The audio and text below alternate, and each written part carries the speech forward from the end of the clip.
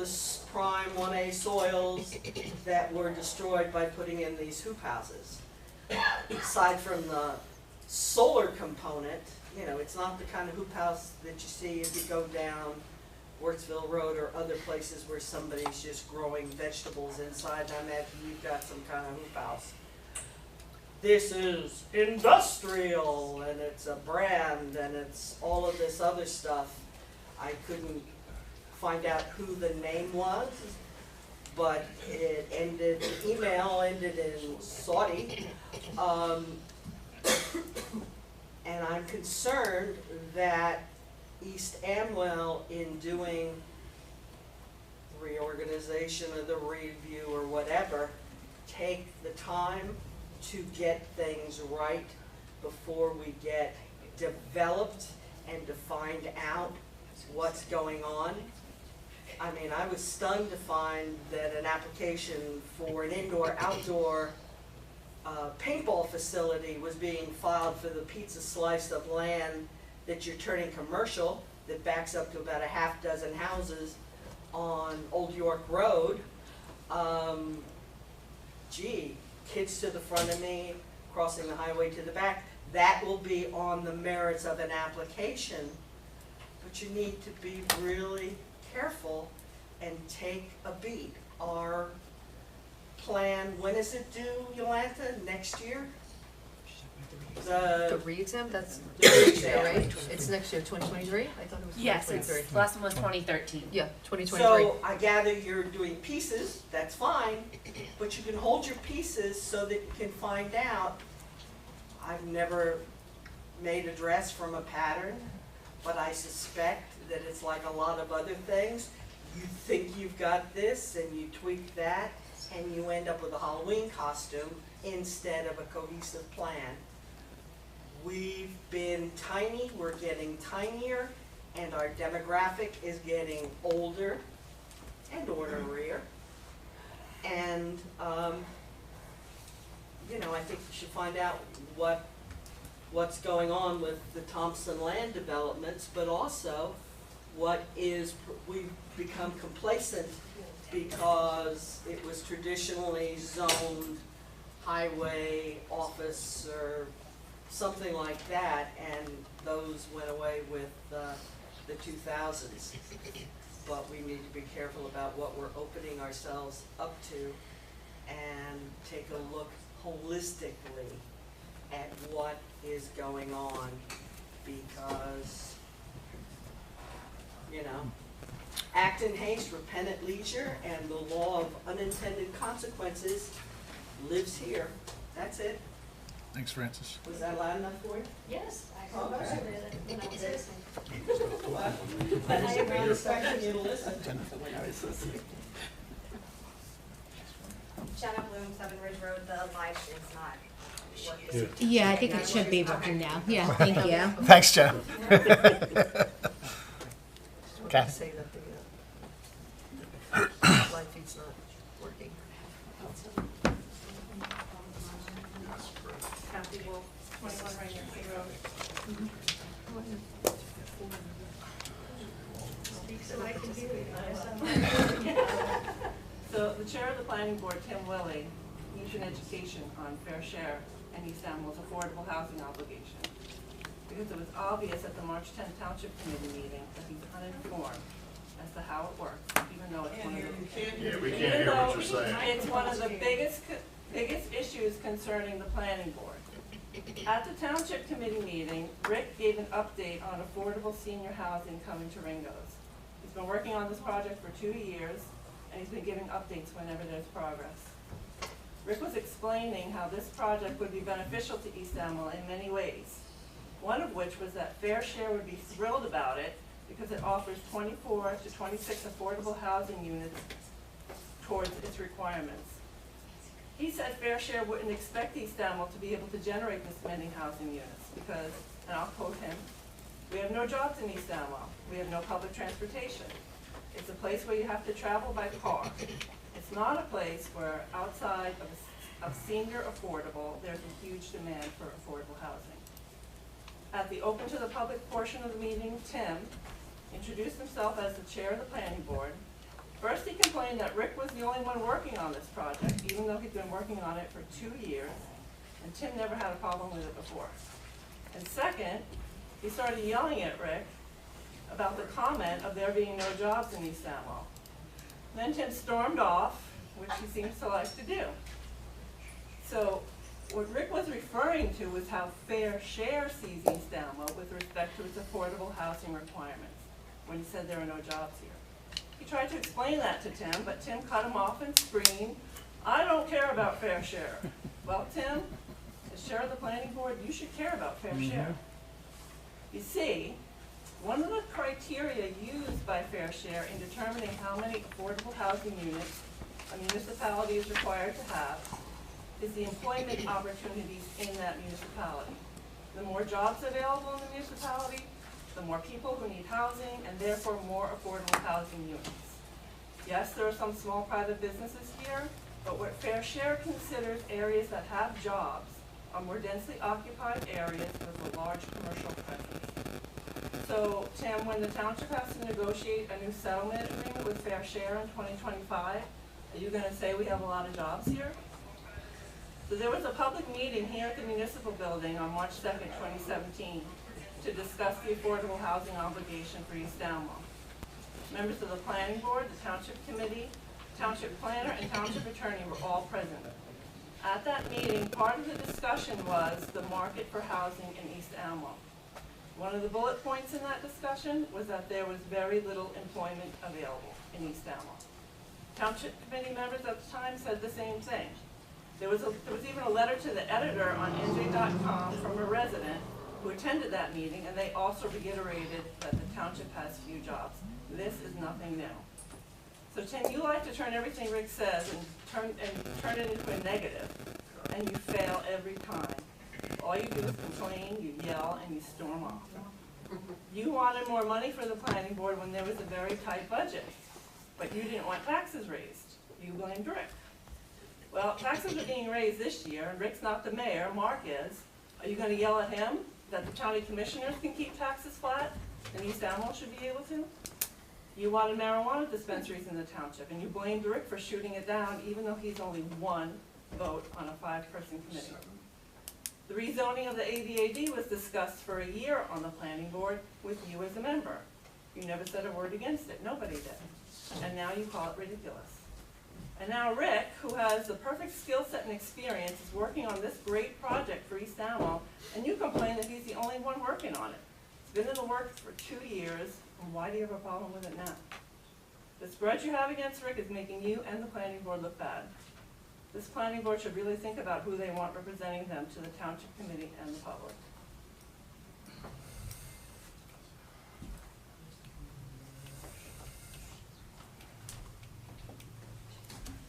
Anyone else from the public?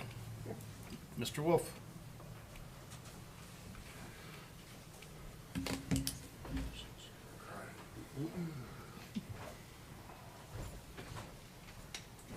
Rick Wolf, 21 Rynearson Road. In response to Francis's earlier comment about the solar field, if in fact they are looking to put a solar field on that parcel and it's a farm, we have an ordinance prohibiting that. We enacted that ordinance 3 years ago, I believe. I don't know if it's actually shown in the text of the code, but it should be an attachment to the relevant section in the code. But I don't want people to lose track of the fact that we do have that ordinance. So if that is a farm, or within the last 5 years has received the tax break for being a farm, they cannot put a solar field on that under our ordinance.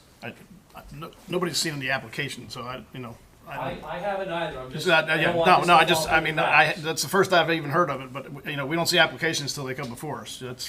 That's the front office. And the board shouldn't be commenting either on applications until they come before. I have one more question. I just, I listened when Francis was describing where this was, but I need to hear it again. It's on 202 where?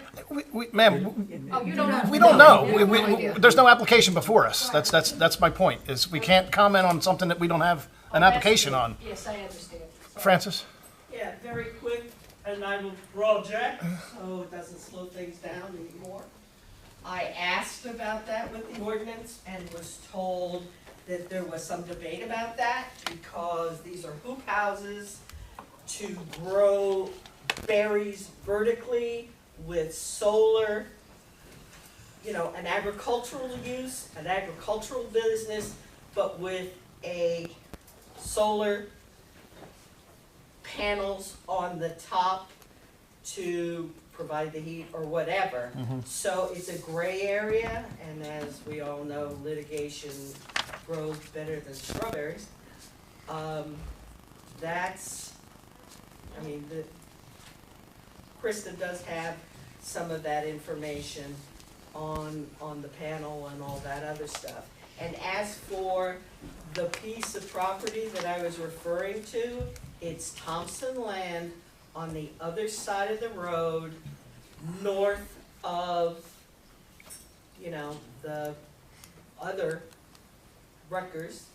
And as you go north, if you look over before you get to the corner for Larison's, you'll see a big wide open field, which is usually the determinant for solar, and then that backs up to the houses and the people who live on Dutch Lane. These must cost a ton of money. We don't want to prejudge anything, but if somebody with deep pockets comes in and says, I want this and I have a right, as we've learned with golf courses and other kinds of things, litigation happens, and I think we had, what, 4 lawsuits under former Mayor Wolf, and I don't know that they've been closed out yet. So, you know, the old statement, you point a finger, there's 3, well, I guess in this case and a half pointing back at you. So, I was present for the discussion that was referred to, and it had to do with work that you provided, that other people provided, that the farmers provide, and it was demanded that you give proof of no jobs. That's like proving that I'm something that I'm not. It was a heated exchange, but it was a one-off for you, dude. I got video of probably 50 or 60 things, and including the one last month where the lady back here told him at a township committee meeting, I'm afraid of you, Rick. So, you know, you're doing a great job, Tim.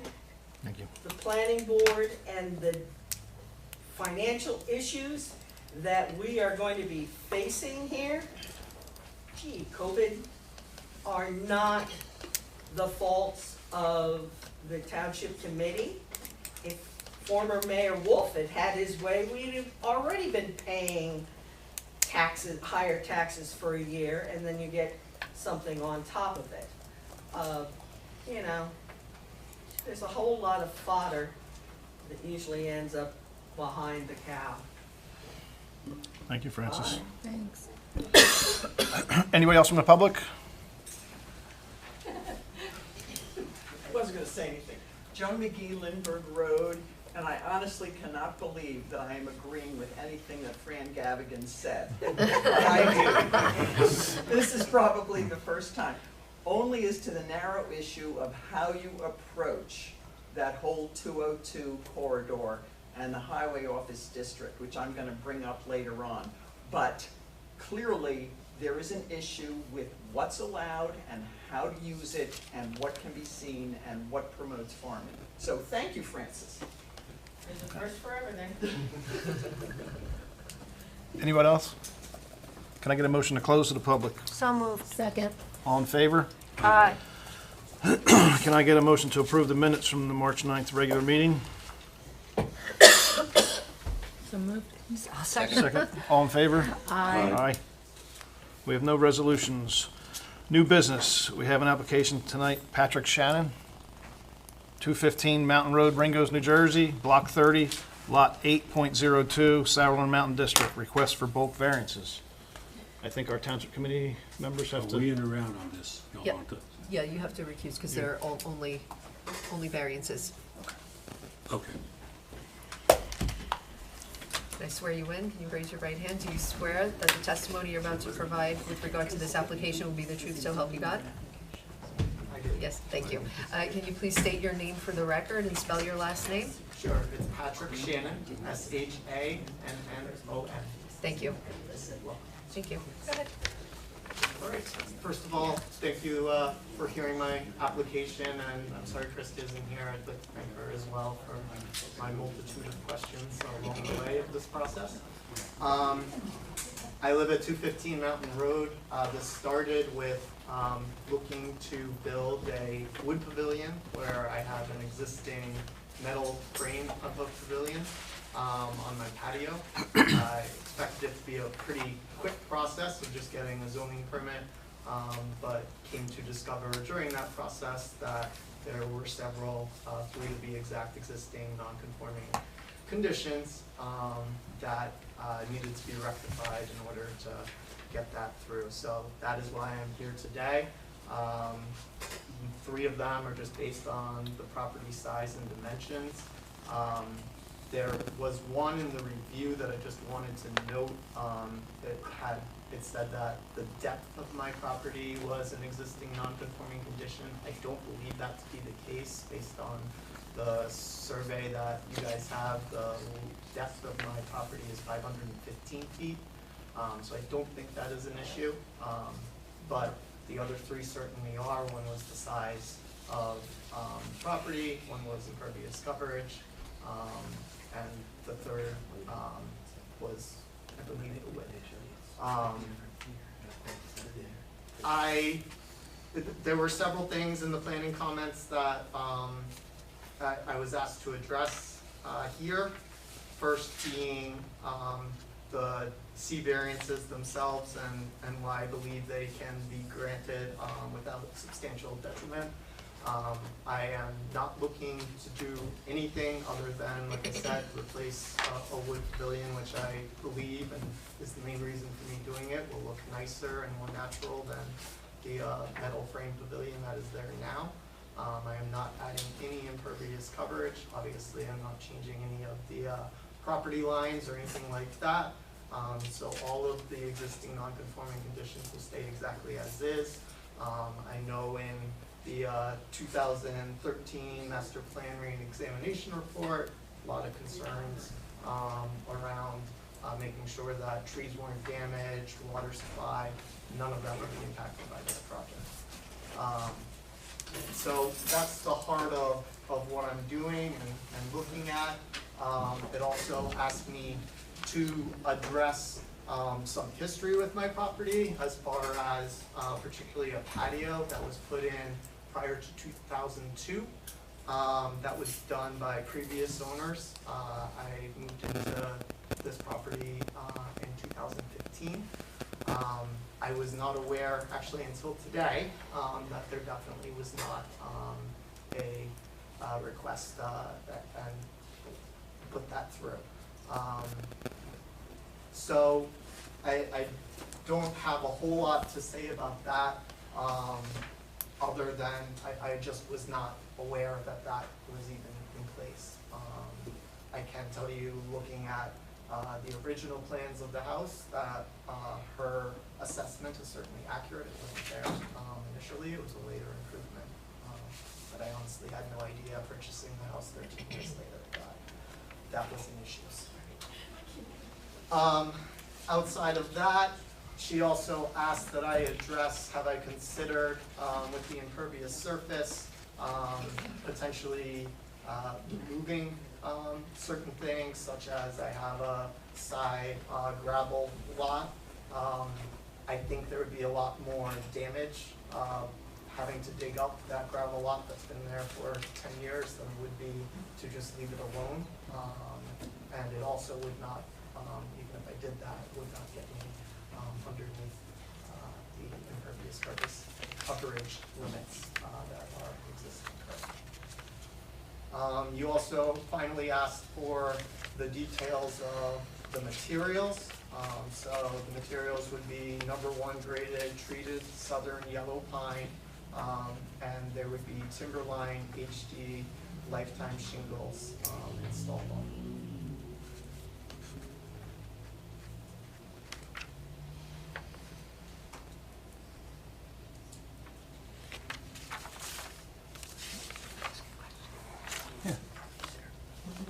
Can I ask a question? Sure.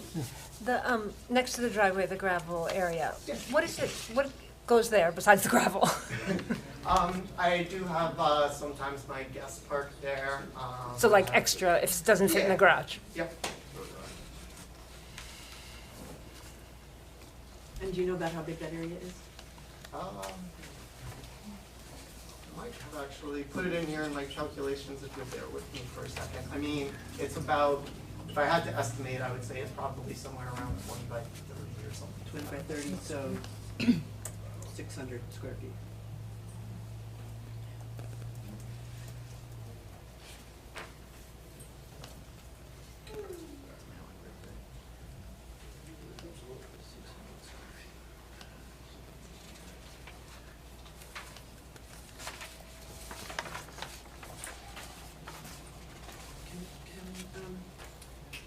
Mr. Chairman,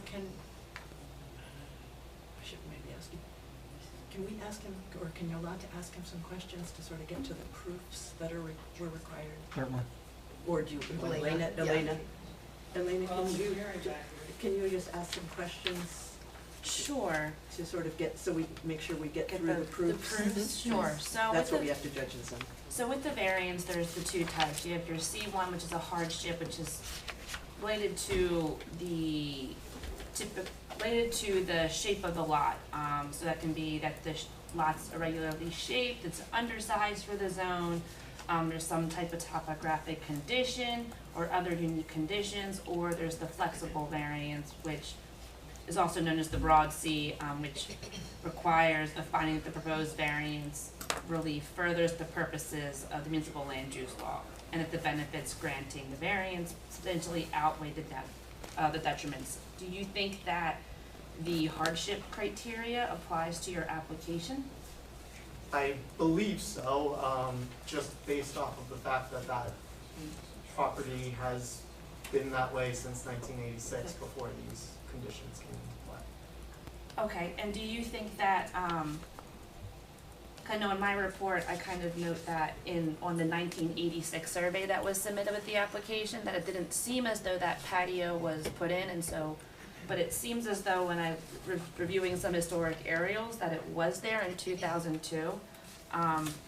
It's my recollection, let me just check the ordinance real quick, to see when these standards were put into the ordinance, because it could just be a pre-existing condition which predates the ordinance. So the grandfather clause, but it looks like it was added in 2006. So I would say that, you know, all the improvements that have been existing, because it seems as though the gravel lot, the rear patio, the driveway configuration has all been existing since before 2006 and even since before, 2002 even. So I think in this situation, it's just an existing condition which never received a variance because it never needed to. Do we know that it complied with the ordinances before 2006? I do not know that. Yes, I think it's hard to make that a definitive, Mhm. but I see your point. Yeah, Yeah, it's been there a while. yeah. Yeah. And so then for the negative criteria, you need to prove that the variance can be granted without substantial detriment to the public good and without detriment to the zone plan.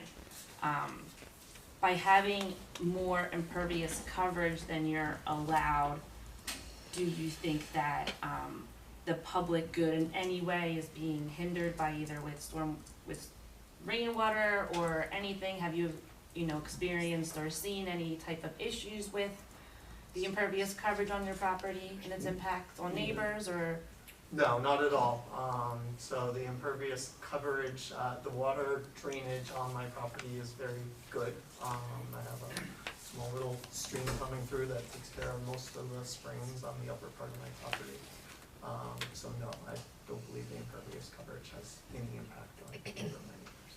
And then for the zone plan, do you think that by granting this variance, it's going to, it's not going to cause a substantial detriment to the zone plan or the zoning ordinance or the master plan for the township? No, I don't believe so. Like I said, I'm actually not changing anything as far as I'm just replacing what in my opinion is a nicer looking pavilion with Okay. an older version.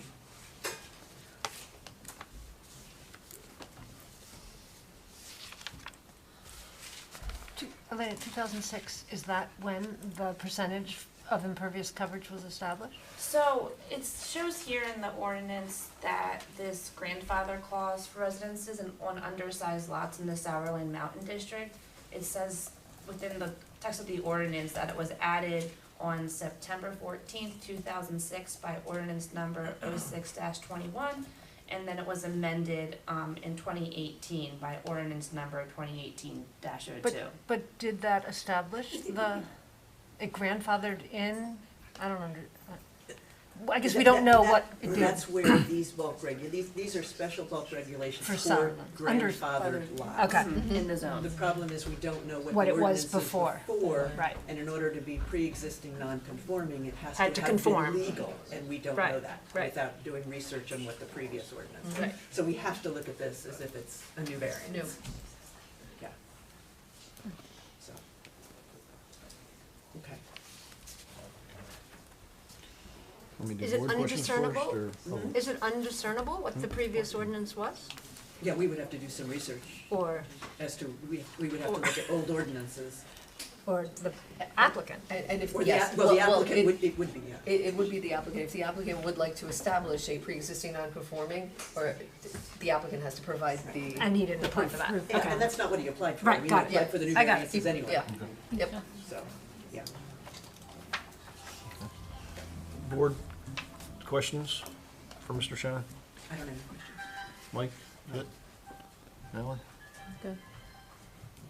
You good? I asked mine. And open it to the public. Yeah, can I get a motion to open to the public? Also move. Second? Second. All in favor? Aye. Aye. Open to the public on Mr. Shannon's application. Any comments? Francis?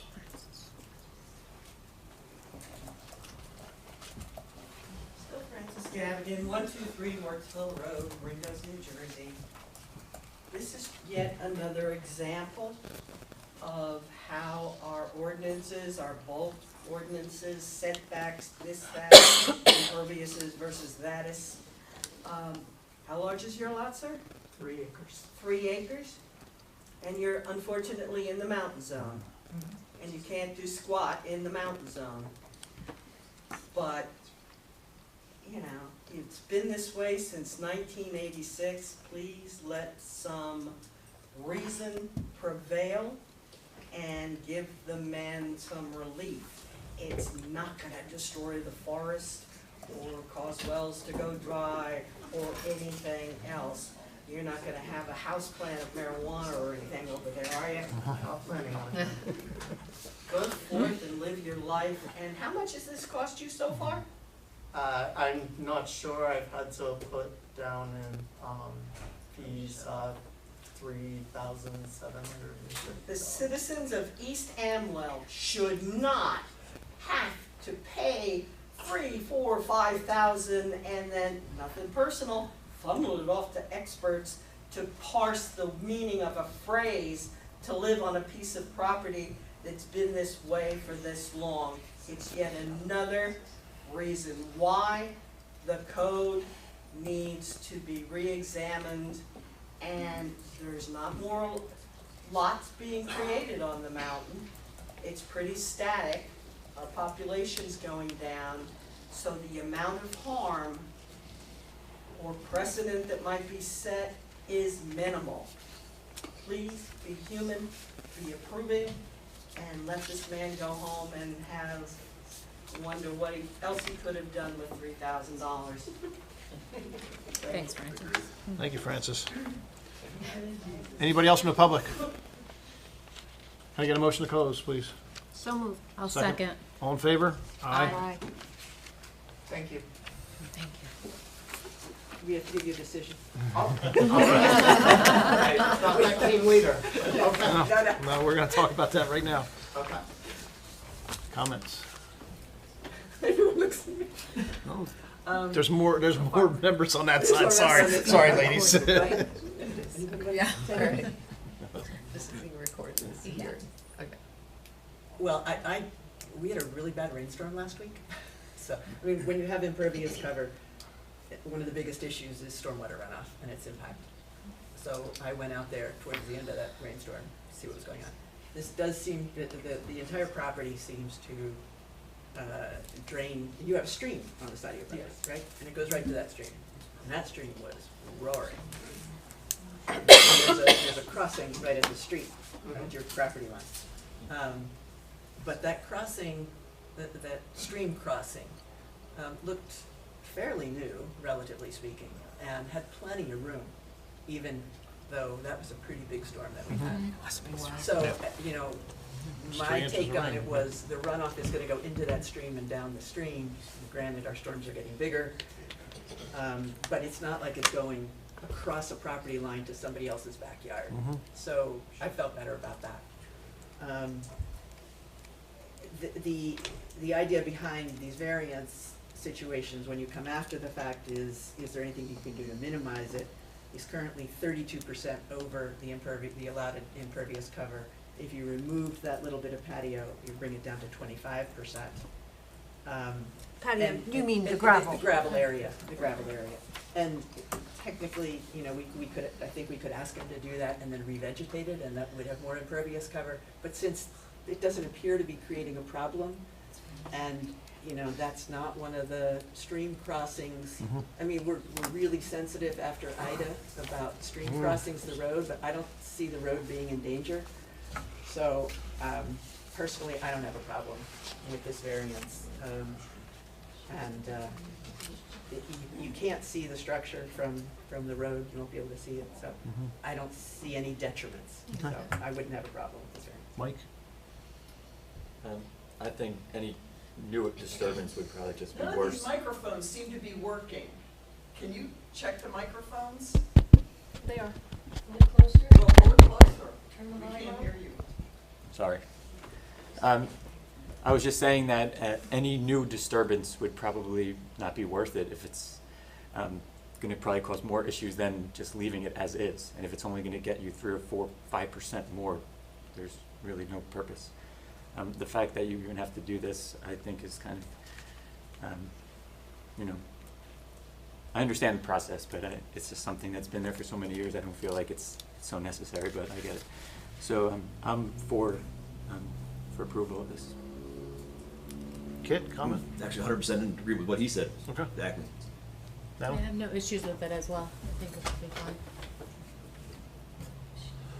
The only thing that I would suggest is now you're going to have, you know, I know you had the canvas type roof before. Now you're going to have, you know, a shingled roof, asphalt shingled roof. If we, you know, these rain collection systems, I mean, it's not that big of a roof, but, you know, like Cam said, the size of these storms we had, you know, we had 3 inches of rain the other day, you know, in 24 hours. You know, if some sort of, you know, something like that to be thought about. I mean, like I said, because it's going to be, you know, that rain's going to be coming off hard onto your patio anyway, so it deteriorates the patio too. But you know, just something like that. I mean, I don't have a problem with that. I'm just putting a suggestion out there. You know, just, you know, you might want to do something with the rainwater coming off of it that could possibly slow things down for that little bit. But that's, the patio's been there for a long time, so. And Well, probably, you the know. patio's impervious. Yeah. Even if it gets through the. Yeah, but I mean, if he collected stormwater coming off, the rainwater coming off the roof somehow to do something with, you know, gardening or whatever, just a thought. It's not swaying my decision one way or another. Right. And probably as important as that is just maintaining the vegetation along the stream bed, because that will slow it down going into it. Okay. Vote? I move that we approve the application. I second it. Roll call. Yes. That's you. That is me. And for some reason, my computer shut down. Sorry. Okay.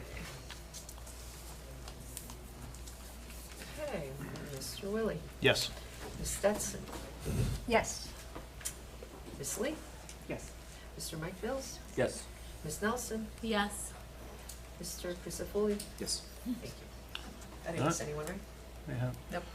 So, Mr. Shannon, Yes. your variance, everything's good. So next month, at this meeting next month, we will have a resolution that we read in to make it official. So you have to wait another month, but you'll have the resolution, it'll be typed up. And will he get Then he can get CC'd his on own that, or? With Yes. Kristen not being here, I'm not sure of how, but we have to approve the resolution at next board's meeting, and then, Okay. then your permits, then the permit process can go. Yes. You take Once- that once- and run. Once we approve the resolution, once the board accepts the resolution next month, it'll be sent to the board secretary, who will then publish it, and once it's published, she will give you a copy, and anyone who wants to challenge it has 45 days from the date of publication. After that, you should be able to apply, right after receiving the resolution, you should be able to apply for all of your permits. Okay, so Okay. it would be the 30 days plus 45 days after that? No, once you have your resolution, once she publishes it, gives you a copy of the resolution, you can start the process with the township, but that's just knowing that if anyone wants to challenge it, they still have 45 days from the time of publication to challenge. Okay, so I have, with the company that I agreed to purchase, they have the building of it on hold, basically. It sounds like I should make them aware that I can't take it off of hold for 45 days? No, after you get your resolution next month. Yeah. It'll be ready for Yeah. the next meeting, the next meeting is in 4 weeks, Okay. approximately. Yeah. All right? Thank you very much. Thank you, Mr. Shannon. Have a nice night. Okay. Next on the agenda, new business. We need to get them here. Oh, Yes. yeah, we Oh, might yeah. bring them in. It's kind of quiet.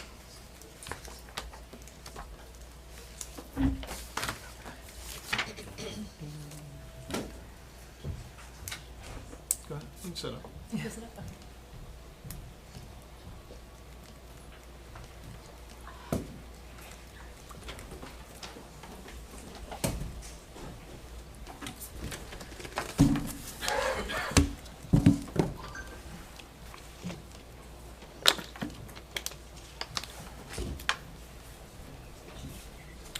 So next on the agenda is going to be a public hearing on the revisions to the master plan for the Ringos District. Tam is just going to give a brief synopsis of how this process works, just so everybody knows how it's going to go. Sure. Go ahead. Okay, so the planning board is considering adopting a new amendment to the master plan. Our planner, Elena Gable, is going to start off by doing a presentation and presenting what that amendment is. After her presentation, we will open the meeting to the public, and the public can ask questions or offer comments. The questions that you ask during the public session, we will do our best to answer during the public session. The comments that you make, we will make note of those, and we will collect everyone's comments during the public session. Once the public session is closed, we as the board will then go through the comments, and we will deliberate the comments that we heard from the public. After we do that, we may make changes to the amendments, to the master plan amendment. If the changes that we make are substantive, then we will probably have to put off considering the adoption of the master plan amendment, because we're gonna have to make the changes. And if we put it off, then there will be another public hearing. But if we decide to make changes that are deemed not substantive, and Yolanda will help us make that determination, then we can adopt the amendment subject to some insubstantial changes that we might want to make. But if we don't address your comments as you say, give your comments, which we won't do, don't think we're not considering them. We will consider them, but we'll just consider them after the public comment period is closed, when we are deliberating up here. So that's just how the process goes, okay? But we will answer your questions during public session. But the whole thing starts with a presentation from Elena. Hi everybody, my name is Elena. I am the planner for East Amwell Township and also for the planning board. We prepared this land use plan element specifically for the local business zone, the highway office zone, the village zone, and the residential zone. These are all existing zones. We are not proposing to change the zone boundaries at all. Everything that we are simply trying to update the regulations and update the permitted uses in the zones to help stimulate some economic activity and economic development for the township. So we prepared this plan in accordance with all applicable laws in the state of New Jersey. You know, East Amwell is a really large township. These zones are probably the smaller zones located in the township. The Amwell Valley Zone and also the Sourland Mountain Zone are two other very large zones. This plan has no implication on either of those zones. So this plan kind of goes through, you know, goals and objectives for these areas. And so some of those were noted in the 2006 Master Plan Examination Report, which is to provide a pattern of growth management that preserves the rural character of the township, assure that planned development densities and intensities throughout the township can be adequately served by natural infrastructure, expand and implement the greenways and open space plan, provide a variety of housing opportunity for existing and future residents, provide a mechanism for the inventory of historic resources, develop review procedures and recommendations that encourage the location of buildings, conform and protect the roads that service the township to rural road service standards and simple shoulders, plan circulation improvements that are appropriately scaled to the limited demands of low density community, design and construct roadways in the township with the minimum improvements necessary to provide safe travel, explore pedestrian and bicycle connections and linkages between existing neighborhoods, and design bulk standards that work to encourage efficient lot design and use of land. So these are all the existing goals. And so what we're adding to it with this plan are to remove and or manage existing regional traffic through the village and the local business district to help stimulate economic revitalization of local businesses and improve the residential quality of life in those areas. Promote development and growth in appropriate areas of the township that can appropriately accommodate expansion. Encourage land uses along Route 202 and Route 31 corridors that support the township's farming community, as well as provides additional amenities for residents and visitors. Foster small-scale neighborhood commercial development in the township's village and local business district through flexible use classifications and appropriate bulk standards. Make it easier for existing undersized residential properties to develop appropriate quality of life enhancements by providing sliding scale standards for undersized lots. Encourage the preservation and restoration of the township's older housing stock. And lastly, to ensure future development is compatible with the local vernacular architecture that defines the area. So there's going to be the new land use goals and objectives as a result of this plan. Within this plan, we go through and analyze the population trends in East Amwell starting back in 1930 through 2020. For the most part, the township has grown in size, with the exception as between 2010 and 2020, where the population actually decreased in the township by about 2.4%. Between 2000 and 2010, the population also decreased by about 10%. We also analyzed the population by age groups that are all taken from the census data and the American Community Survey data. We analyzed between 2010 and the 2019 estimates.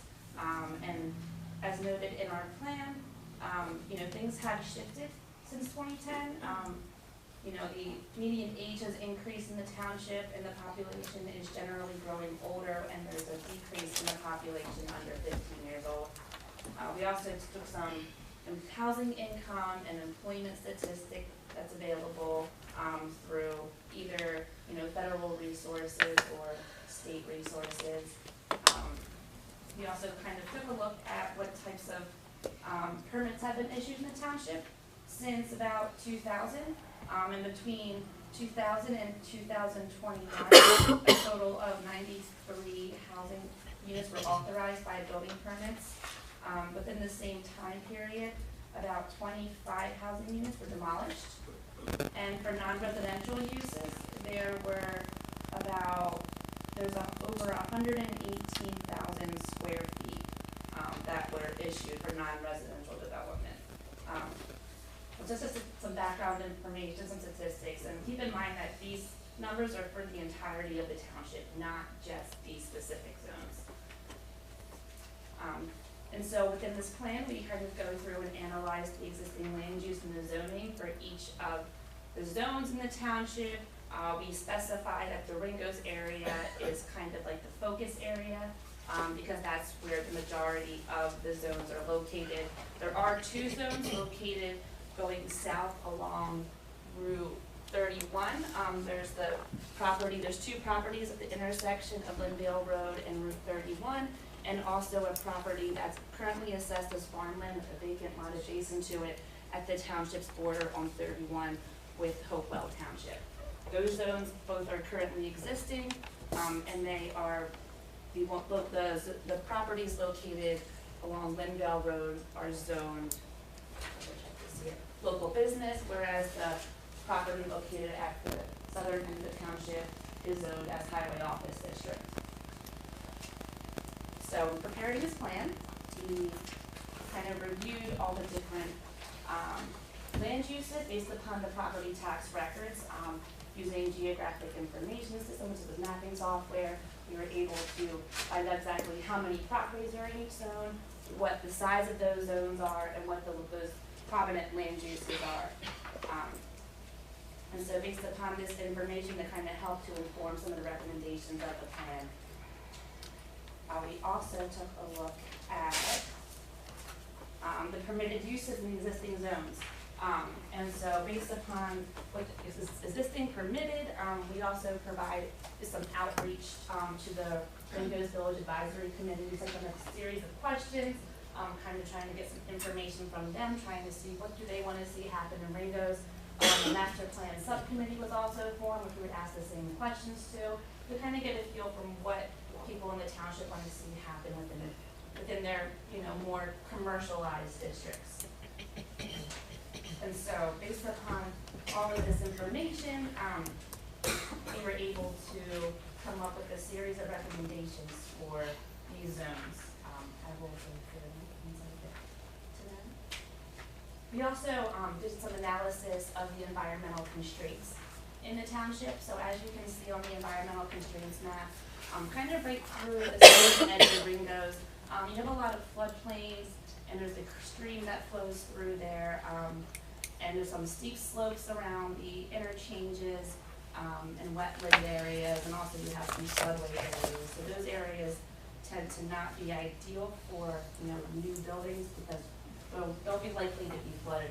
And actually, you're not allowed to build in a floodway anyway. So that's the area that will flood during severe storm events. We also took a look at some historic districts that are located in the township within these specific zones. And within the Ringgoes Village, the Ringgoes Historic District occupies a portion of this area, primarily along Old York Road, John Ringo Road, and a small portion of Fordsville Road.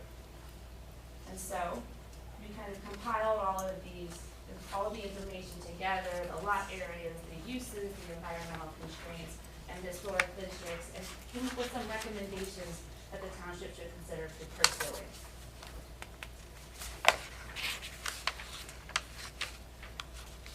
What page? I am now on page 42. You're welcome. So for commercial development in downtown Ringgoes, we're recommending that the permitted uses in the local business district and the village district be amended to allow the districts to evolve with the changes in traditional retail. For example, a lot more e-shopping and Amazon buying and online shopping is extremely prevalent these days. Not too many people still frequent brick and mortar stores. And so what we kind of recommend is that we broaden some of the permitted uses while also promoting uses appropriate for a rural community like East Amwell. And so some of these uses could be, I'm sorry, I lost my place here.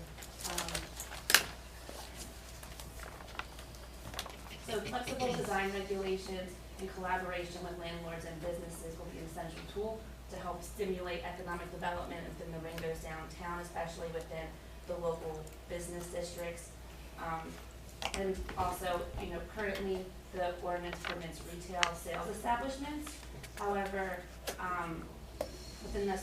but retail sales could also be permitted within the definition, it specifies such establishments that are engaged in the selling of goods and merchandise for consumers and may not exceed so many number of square feet in size, with particular attention to establishments that contribute to and enhance the farming community. Since East Amwell is a rural community and there is so much farmland and has such a successful farmland preservation program, it's really important that the township keep in mind that there's all these agricultural resources available within the township that could be promoted within Ringgoes and also serve as a place for people to come and visit and spend their money and, just come visit Ringgoes. And so currently, within the village district, single-family homes, parks and playgrounds, firehouses, municipal facilities, houses of worship, and antique shops are all permitted uses within the village district. But it's interest in the regulations for antique shops in the village district are a little antiquated. The building has to be over 50 years old. It has to only allow so much square feet of area. And so we're recommending that, in order to encourage broader investment, to, try to entice more small-scale businesses to open in the Ringgoes downtown area. Because as the ordinance is written, it seems to discourage rather than encourage unique shops and entrepreneurs. A broad range of retail use would be better to stimulate growth of the downtown. In addition, with COVID-19 and the popularity of e-commerce, we also were recommending, some type of pop-up business shop to kind of, have a weekend and, use existing parking lots or even the park in town, right in downtown Ringgoes, to encourage smaller scale businesses to come in, put up a shop almost like an artisanal fair, to sell their goods and products to the local community and attract visitors from all over. There's also a desire from both the master plan subcommittee and the village advisory committee to see a development patterns in the downtown Ringgoes that offer more of a mixed use environment than what currently exists. So mixed use tends to be commercial or some type of retail on the first floor and then residential on those upper floors. So we're recommending that, the building height be limited to 3 stories and also to encourage and permit mixed use commercial residential structures within the Ringgoes area. Within the local business and village districts, we also think the township should consider allowing the transition of residential buildings into commercial and mixed use buildings along Old York Road and its brief intersection with John Ringo Road. The conversion should be consistent in intensity and scale with the existing residential use and subject to providing adequate parking and septic disposal as required by relevant ordinance and health regulations. Determines the small historic downtown is residential architecture of centuries past. Allowing these conversions would promote rehabilitation rather than demolition of some of the older housing stock in this location by encouraging adaptive reuse of older abandoned homes along the corridor. It would also support existing businesses to move in and open the doors to private investment to help improve the aesthetics of buildings and properties. As I said before, we specifically recommend pop-up uses within the village, and the Ringgoes Village Advisory Committee could even act as a liaison between merchants, artists, and entrepreneurs and landlords or property owners. Pop-up retail trade tends to be geared towards small-scale local business owners and can be a great way to attract artists and antique dealers. We also offer an avenue for local farmers to sell their crafts and farm products, including cheese, pies, jams, etc. The pop-up uses can actually bring activity into the area that might otherwise be vacant. It tends to be a low-cost, low-risk operation for vendors and can act as a potential catalyst for long-term investment in the area. We also recommend to completely eliminate all the standards associated with antique shops, since they're already listed in the parking and bulk schedules within the ordinance. There's a little confusion about which standards apply to which use, for antiques. And so we recommend that, all the antique shops regulations be eliminated entirely. If somebody wants to open up an antique shop in any other store in downtown Ringo, they should be permitted to have a retail use rather than a specific antique shop. Another recommendation is that the schedule for the village district provides the same standards for detached single-family dwellings as it does for other permitted uses, including churches, antique shops, and fire stations. Residential uses have different needs than non-residential uses in terms of space and site layout. And so it's difficult to meet the goals of enticing additional commercial uses if commercial uses are required to be located on a minimum 1 acre property. It's also recommended that the standards be reviewed and no new bulk standards be developed for non-residential uses. And then another recommendation is, as can be seen on the existing zone map, there is a single local business district property on Old York Road that is separated from the remainder of the district. The property is also identified on the non-residential properties map as an underutilized site. The property is currently developed with 2 single-story buildings that appear to be vacant and offers an opportunity to implement several of the recommendations of this section.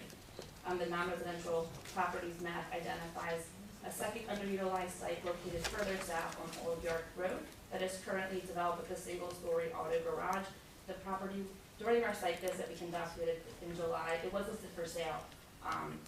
So we thought that it could be another opportunity site that could, that the provisions of this plan could be implemented through. And so now for the highway office district and the highway corridors recommendations. It's recommended that the highway office district be amended to broaden the permitted uses. East Amwell includes significant farmland and agriculture outside of the focus area.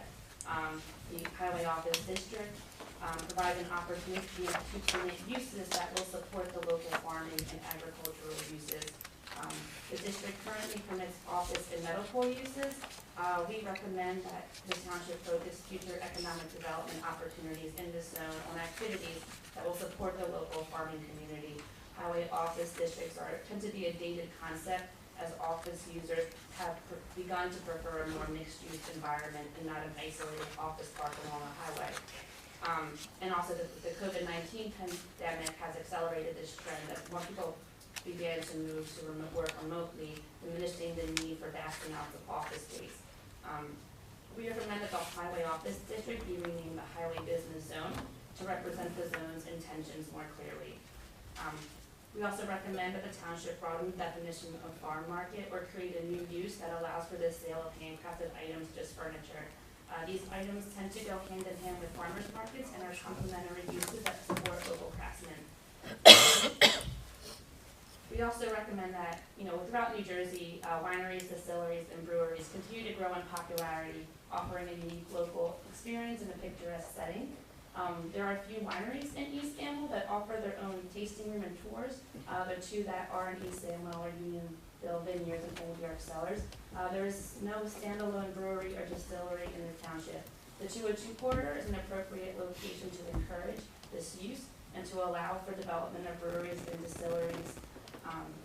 These uses tend to be somewhat associated with agritourism, but typically do not need large amounts of farmland or land to farm. Locating attractions along 202 would allow easy access to patrons coming in from other towns and also help to keep cars off the local roadways. Within the HO highway office zoning, wine and beer sales are permitted under the definition of a retail farm market, but the specific use of breweries and distilleries are not permitted as independent uses. We do know that microbreweries are permitted as an accessory use in the Amwell Valley District, which was added to the township's code in 1997. However, unlike wineries, which are almost always associated with and located on the same land as a vineyard, breweries have become a standalone use that do not necessarily need to be associated on a farm to function. Definition of microbreweries also does not allow for retail sales. So we recommend that within the highway office district to add breweries and distilleries.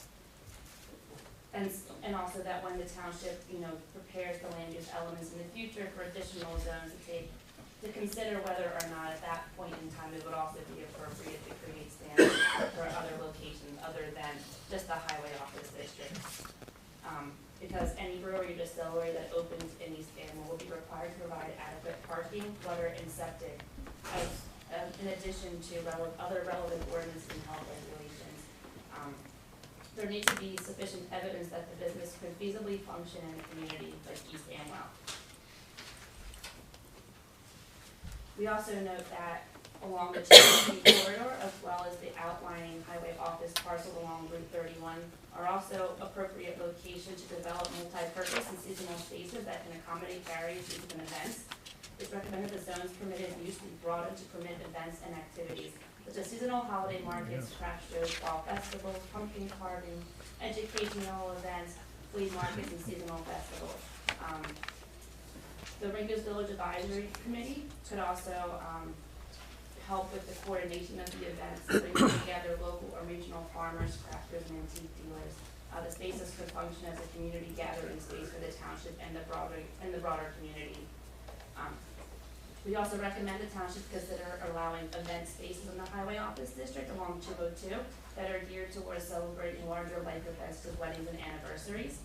The corridor provides direct access from the larger region, and given its separation from the nearby residential neighborhoods, would not require vehicles to enter the local roadways. In addition, as recommended with Ringo's Village, experience-based commercial uses should also be encouraged along 202 and 31 corridors. These areas of the township could support more intense and outside uses given the larger parcel sizing along the highway. Such uses could include hatchet throwing, archery, or even escape rooms, some type of retail service-based use. The township could also coordinate with the DOT to determine if it would be appropriate to implement forest-oriented directional signs along the 202 and 31 corridors. And again, when the township does pursue the land use elements for the Amwell Valley Zone and also the Satellite Mountains District, thought should be given to consider to rezone property that is currently developed with Orlando's Cafe to a commercial district. A commercial zoning designation would be a business-friendly approach to allow existing businesses to continue to function as a permitted use. And so now for recommendations concerning residential development. Approximately 83% of the properties in the village do not meet the minimum lot size of 1 acre. And 17% do not meet the minimum lot size of 40,000 square feet in a residential zone. So we recommend that the township develop standards on a sliding scale, similar to what they've done for the Amwell Valley District and also for the Satellite Mountains, that allows homeowners and residential properties on undersized lots to be able to add additional swimming pool, a deck, so on and so forth, without having to come to the board for a variance. We also recommend that in the local business district identifies residences as permitted in and adhering to the requirements of the village district as a physical permitted use.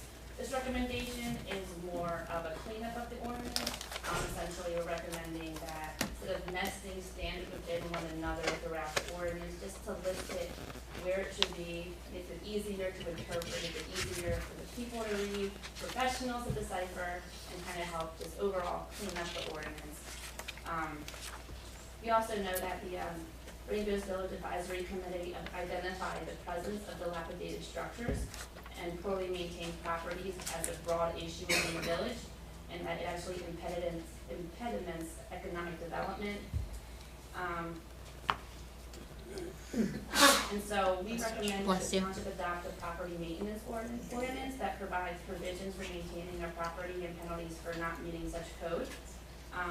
We also recommend that the township should consider pursuing an area in need rehabilitation study pursuant to New Jersey's local redevelopment and housing law, to see whether it, the rehabilitation could be used to encourage additional economic development within the area.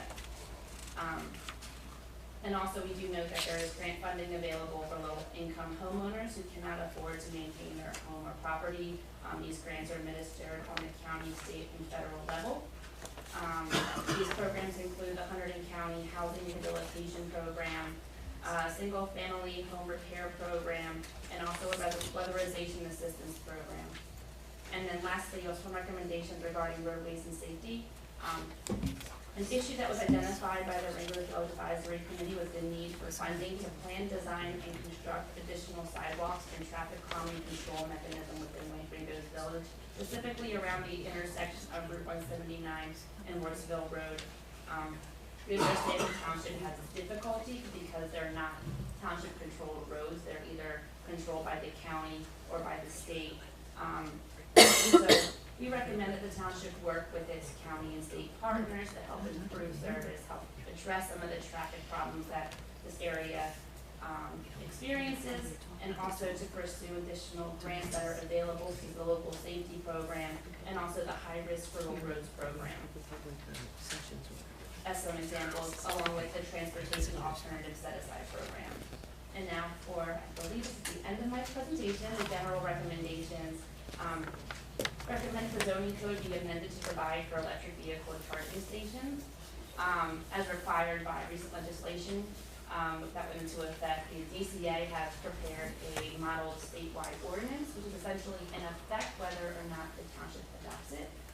It's recommended that, the township does adopt the electric vehicle charging station ordinance, so that way the regulations and the rules are all there, so when applicants come before the board, they're not caught off guard by having to provide electric vehicle charging stations. We also recommend the township review all the definitions of the ordinance to ensure they all remain relevant and appropriate. So for example, there are definitions such as a neighborhood store that do not correlate to any permitted use in any of the zones. And then there are other uses that are permitted, such as financial institutions that do not have a definition. We also recommend that the township adopt a new model ordinance for, pertaining to stormwater management if it hasn't done so already, and also consider updating the flood hazard ordinance to incorporate best practices and potentially incorporate higher standards from the DEP's latest model ordinances. We also recommend the zoning code be amended to clarify conditional uses in each zone and assign conditional use standards to each zone. For example, the village district conditionally allows all uses that are permitted in the local business district within the village district. This includes retail, sales, and services. However, the ordinance does not assign conditions to the development of these local business district uses within the village, and so they then pretty much just become a permitted uses, although it seems unclear whether the intent was to happen as a conditional use with specific criteria that the use must meet in order to operate. In addition, the local business district, the bulk chart explicitly exempts the conditional use service stations from the bulk chart, but there are other conditional uses within the local business district, such as photovoltaic energy systems that are not addressed. We recommend that the bulk chart, be updated to include the bulk chart for all permitted uses in the zone.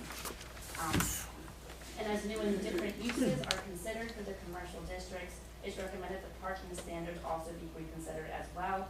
Existing standards should be reviewed to determine if they are appropriate, and any new standard should be written for those new uses. The standards should be cleaned up so they are consistent with the permitted uses throughout the township. We also recommend to the township review the existing sign standards to determine whether it would be appropriate to have one sign regulations for those within the Ringgold Village and another set of sign regulations specifically for the highway office, highway business zone. Because it might be more appropriate to have smaller signs within the village where you kind of anticipate people to be walking, whereas along the highway, maybe a larger sign might be more appropriate to people driving by along the highway can see the establishment better. We also recommend that the township consider, consider creating zones or overlay zones that pertain to the existing historic districts that are located in the township. In order to do that, you would need to adopt the historic preservation ordinance. And so what would need to happen was that an updated historic preservation element of the master plan should be prepared, and then you would then prepare the historic preservation ordinance. And that is my presentation this evening on the master plan. Thank you, Elaine. Thank you very much. Public? Yeah. Can I get a motion open to the public? So moved. I'll Second. second. All in favor? Aye. We are now open to the public. So comments, questions, either directed at Elena or us up here.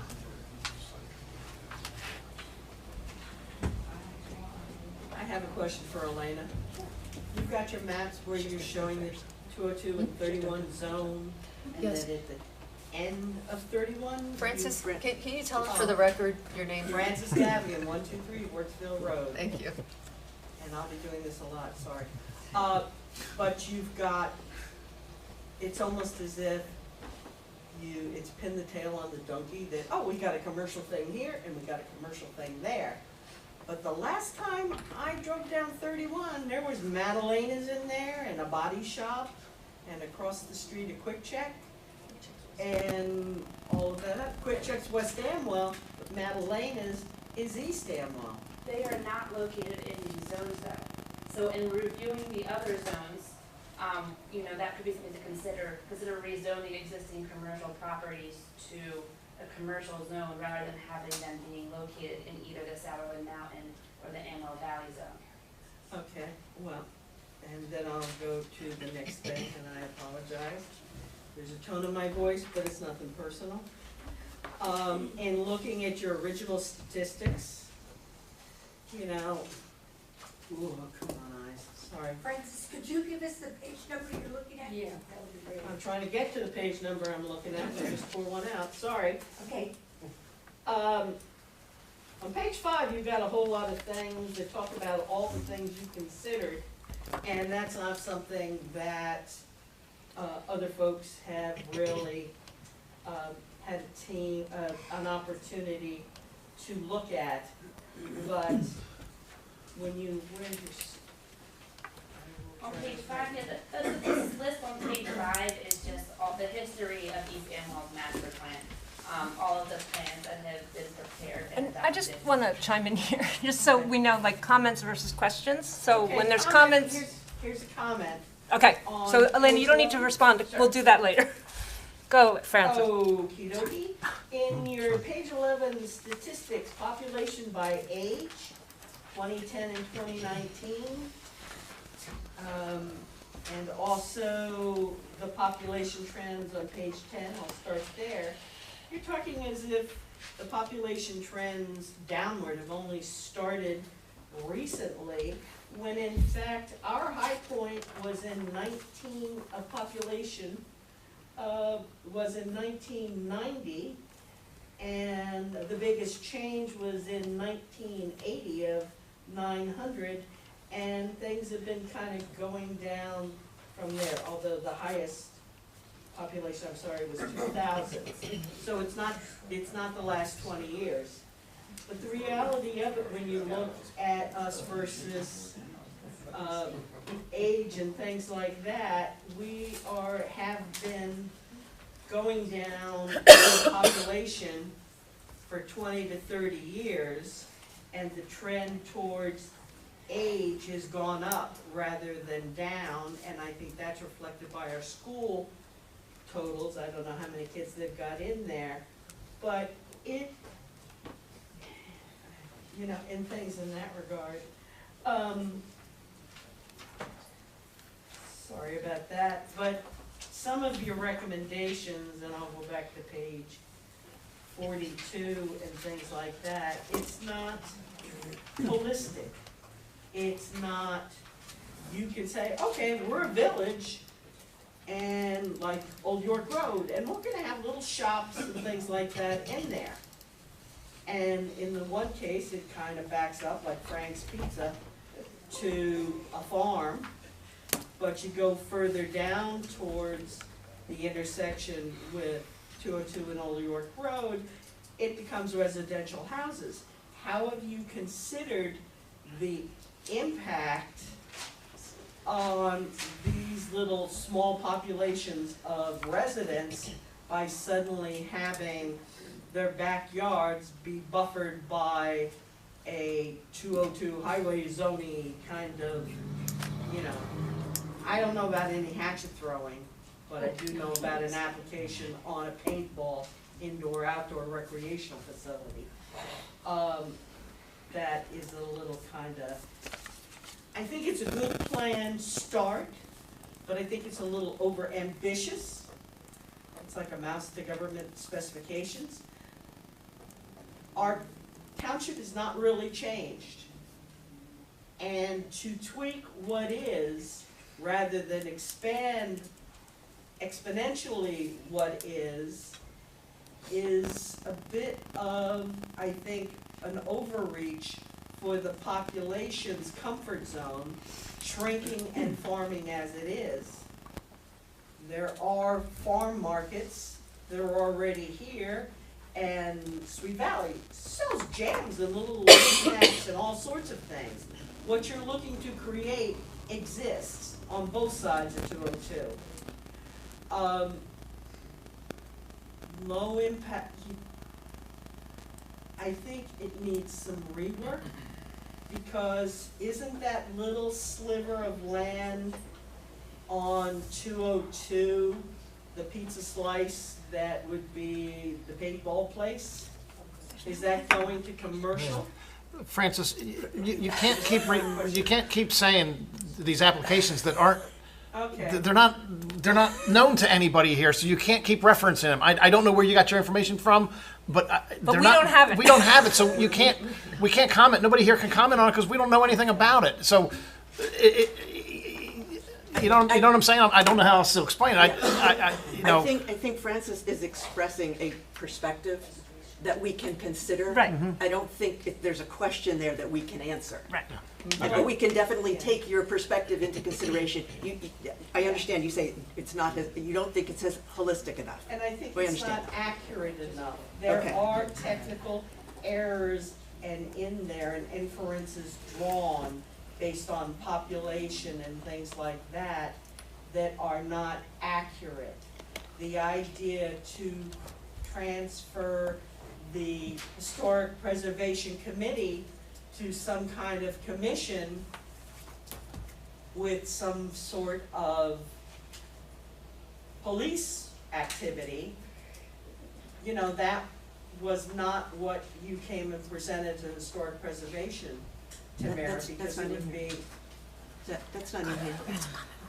No, Right, we're right. recommending Comment will based on consider. historic overlay zones. No, I'll find the page and I'll talk about it later.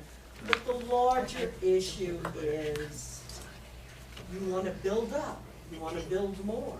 Oh, park here, park there. I don't see no parking. The idea of the park being used by local farmers and craftsmen for pop-up uses, that could be acceptable. But to suck in the wider population of New Jersey to be turning this into an attractive nuisance is concerning, and I think it needs more work. That's an opinion, but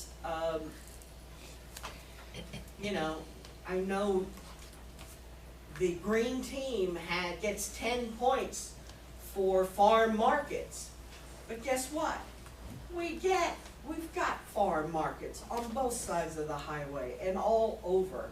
And I'm hoping that when you're looking at this, you dial it back and take a little bit more time, especially since you've got larger areas across the street and down the highway that are not being looked at. So, you know, I understand and can appreciate the position you're in that I'm putting you in. But, you know, we the people have really not had much time or information to consider the sources that have been put into this vision, and going to the village district, the village commission, who doesn't, they want the case properties to be repaired, so somebody do this, but we don't have the money, and are we going to become, you know, can we legally without going into more things? There are recommendations that in a different area might make sense, but in an area of declining population, and farmers and an aging population, less can be more. If there's a problem area, address that and fix it. But the grand totality of this, I think, needs a little bit more work, and I could give you specifics if I had time to do so. And I'm, you know, watching. Sorry about that. You know, if it ain't broke, don't fix it. And it's got a window pane that's cracked, replace the window pane, not the house or the whole structure. There will be other plans. There's more that you're doing in the rest of the township. So I would urge referring this back to the planning board as a good first draft, and then work on the Amwell Valley District and the Sourlands and a holistic view of the highway and the other things about what is exactly practicable. You know, what do you want in your backyard? And the rest, and it looked to me, I know you don't know where I'm talking about, but that one little pizza slice that is for sale on this side of 202 to go commercial when the rest of that strip is, I think, staying residential farmland. That kind of doesn't, you know, that reeks of spot zoning, especially since there's a gentleman that has a conditional purchase agreement. I know who Matt is, but he seems to have known this was gonna go through and already has things ready to go. The public's not had as much time to really dive into the pros and the cons as one would like, and perhaps more work would be possible. Input from the impacted people, including the farmers. I'll shut up for now. Sorry for monopolizing the conversation. Thank you, Francis. Ma'am? Sandy Wigan, 1116 Old York Road. And first of all, I want to clarify the process. Is this the entire, if we have any comments, we make it now on this plan? Yes, ma'am. All right.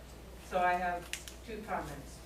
One, I don't hear nonprofits mentioned at all in this. And I know already the Grange has what is very much like the pop-up market that you talk about with artisans coming in. I know several churches do.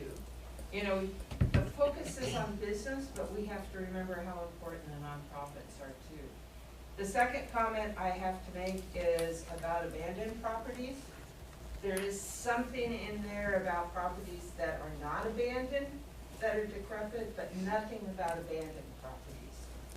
And I think that's very important. I live in the village. I walk around the village every day on the corner of Melbourne and Old York. There's a house that's dissolving with a chimney like this. When I moved in, my daughter said, "What's with that White House down the road from you?" which is the Oddfellows house. When I ran in 2016, the #1 issue that came up was, why does the village look so bad? What can we do about the village? You know,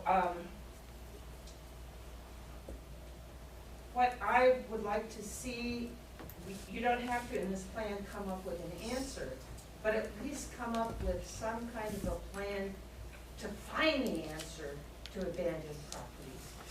You know, whether that be put a committee together, look at different things, have somebody on either on the planning board or on the township committee really take this on. We need some sort of a plan.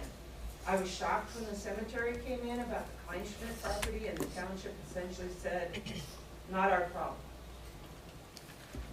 You fix it." You know, we have, I don't even know how many abandoned properties there are. I've heard there's quite a few. And I know I see them around the town. There should be a goal that addresses finding a solution and putting it in our 10-year plan, because otherwise, in 10 years, what we're gonna have is a pile of junk in different properties around town. The other thing is, we do have in the plan something for people who own properties that we will fine them. What happens with the people who don't pay those fines, and the lien gets established, and then the property becomes worthless and eventually becomes abandoned. I mean, this might continue to contribute to our problem with abandoned properties. So, you know, when my kids were small, they'd come in and they'd dump stuff on the ground, books and clothes and stuff, and expect the good fairy to come and pick them up. And I kind of feel like that's what the township's doing, is waiting for the good fairy to come along and take care of this problem, because it's a knotty, complicated problem.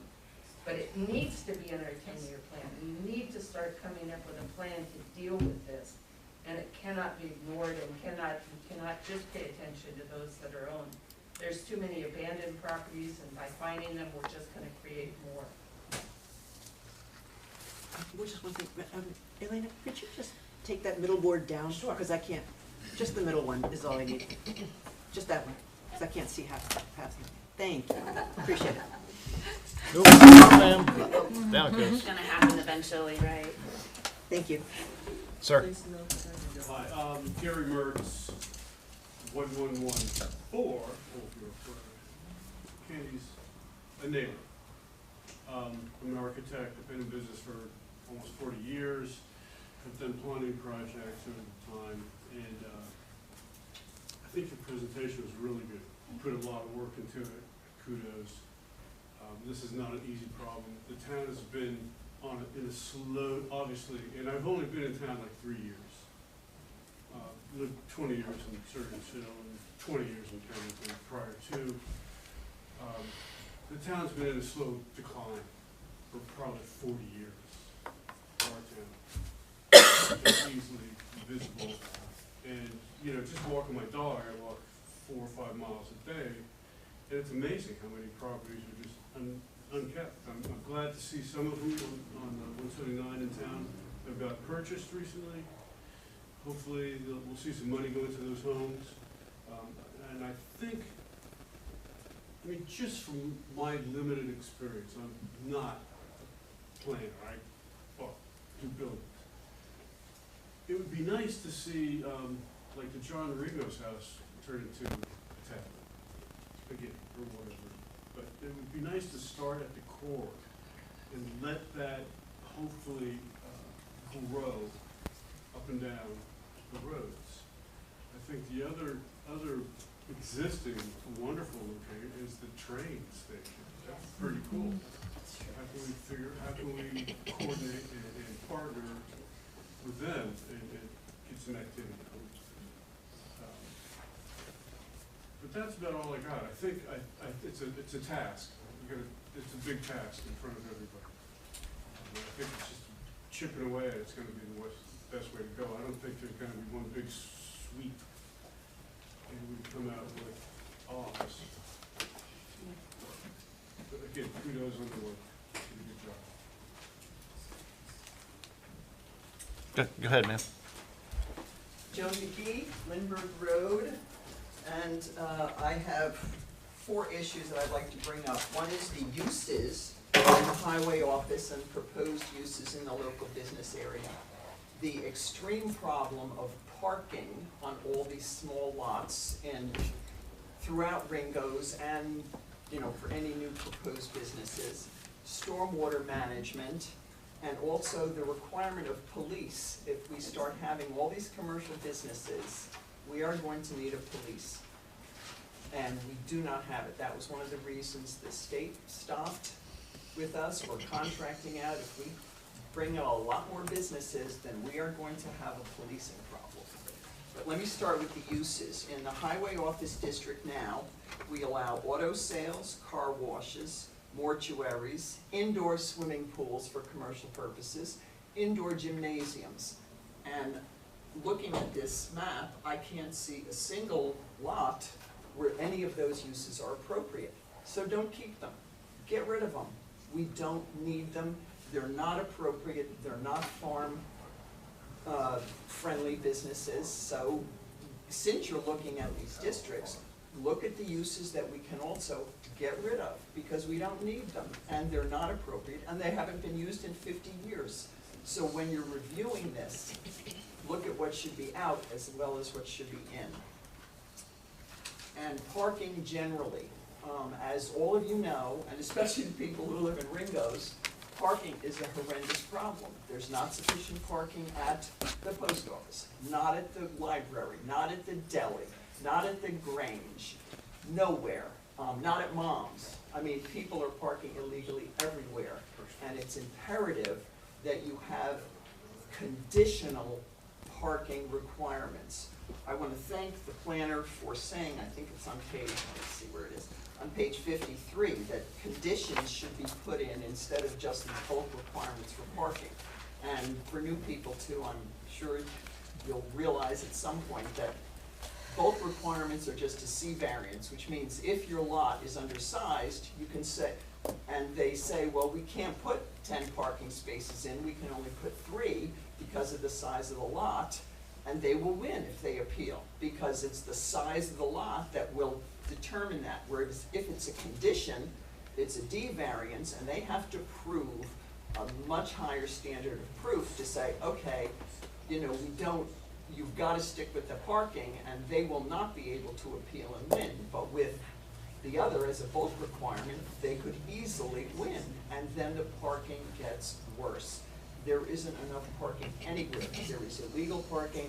You have to start making strict parking requirements that are enforceable and that cannot be appealed and won.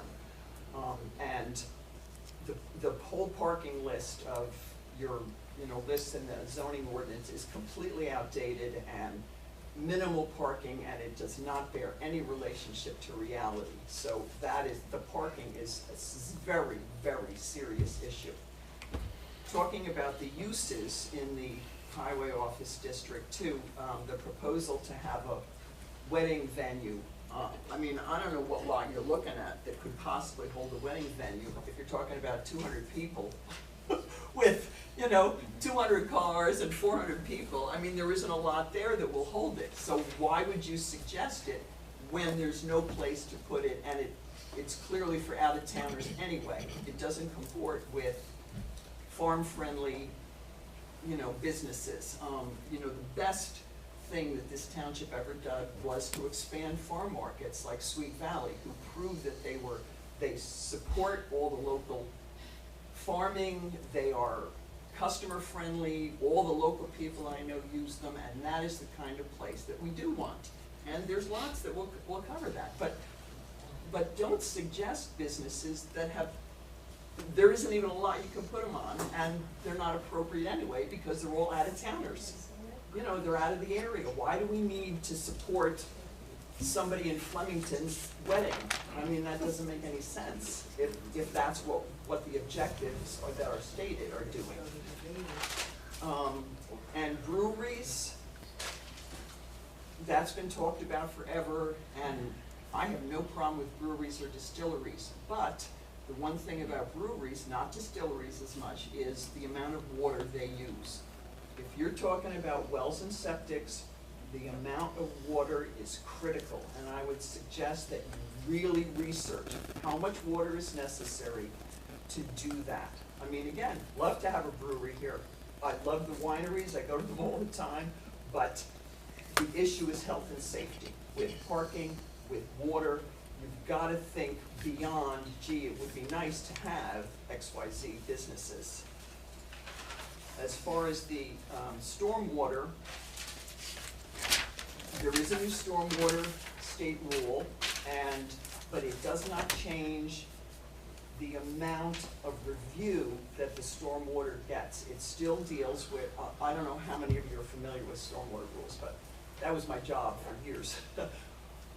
Even now, a stormwater review comes up on 10,000 new square feet of impervious cover on a lot. That's not workable in this area. There's no point in having an ordinance dealing with 10,000 square feet for Ringo's. I want to give you an example of the borough of Hightstown, which passed an ordinance, at least 10 years ago, because 10,000 square feet for stormwater review is the minimal. They passed an ordinance that said if there were 250 square feet of new impervious cover, they would require a stormwater review by the Hightstown Environmental Commission. And it worked, and people complied. Things like pervious pavers or giving more vegetation. But unless you have an ordinance that says this is the trigger, that will never happen, because we don't have 10,000 square feet to put these stormwater measures in. And I'm not saying 250 feet is the right number. I mean, Hightstown, if you've never been there, is very similar to Ringo's. It's got a major state road through it. It's very small lots with historic buildings and churches. It's a beautiful town, considering the major traffic that goes through. But, you know, they realized they had a problem. So some point between 250 square feet and 10,000 square feet, you can find an ordinance that says we need to review at this point, at this number of impervious cover, because we want to suggest things like pervious pavements, whether it's on the highway or anywhere else, pervious pavements, building vegetation. There are very few lots that will hold a stormwater basin, but all these other measures that the Environmental Commission could look at. I mean, if you build it in your ordinance that says, okay, we want stormwater review for, let's say, 1,000 square feet of new impervious cover, and the Environmental Commission has to review it and make recommendations to the planning board. And then you can cover this whole myriad group, because the state stormwater measurements will not help us at all. We've got to do it ourselves. And I find it ironic that you're suggesting that we reduce traffic, and you're promoting all these uses that are increasing traffic. So I don't know what the answer is, and as I said, I'm absolutely in favor of the farm-friendly pop-ups, the craft fairs, all this stuff that's going on. That's terrific, and it has proven that it works. But you can't have all these other businesses. You have a paintball area or a escape room or an archery or whatever. You're just gonna have out-of-town people coming in, filling up. You know, we need excessive parking. You're gonna have increased traffic, and it doesn't benefit us. It does not benefit the residents of this town at all to have this. It doesn't benefit us also because we know that the ratables chase is nonsense. I mean, we get all these businesses in, we cost police, we have trash, we have problems.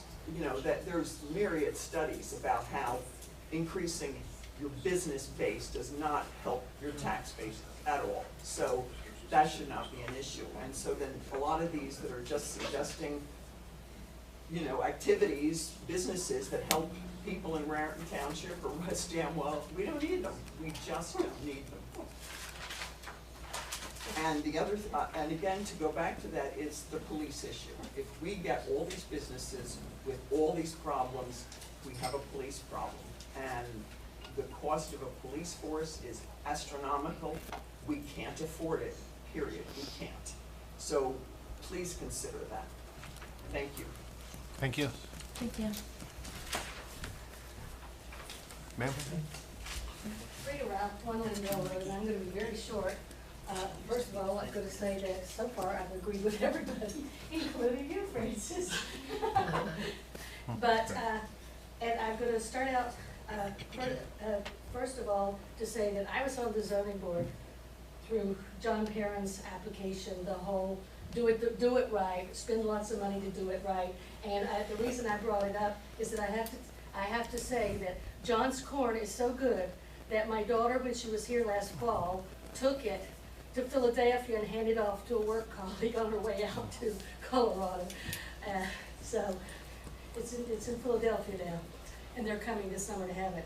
And then I wanted to be a little bit humorous in that on page 9, beautiful picture. That picture is a longtime friend of mine that I used to carpool my kids to PDS.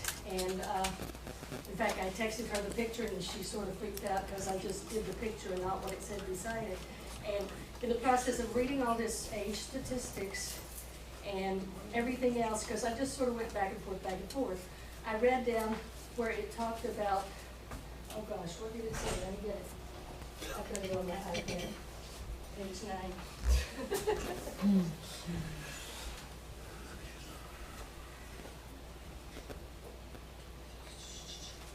Get there eventually.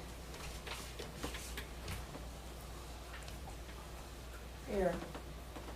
Or on my page 9. Okay, yeah, I'm close to them, right? Thank you, Frank. Okay, so I read,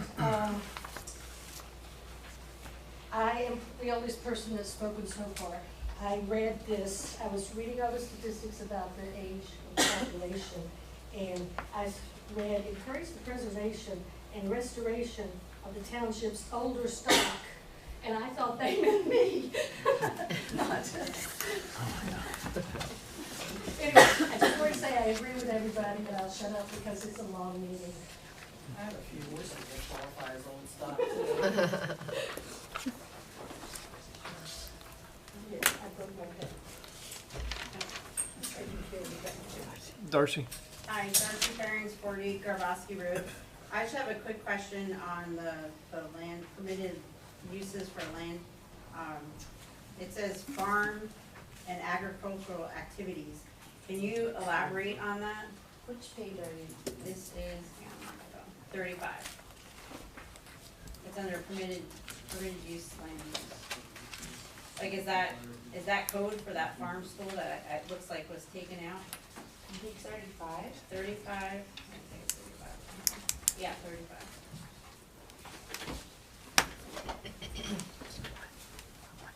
My page 35. Can I just? No, that doesn't make sense.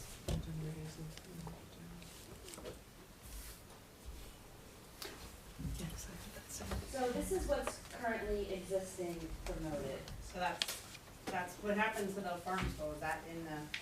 That's already defined in the zoning ordinance, those specific uses.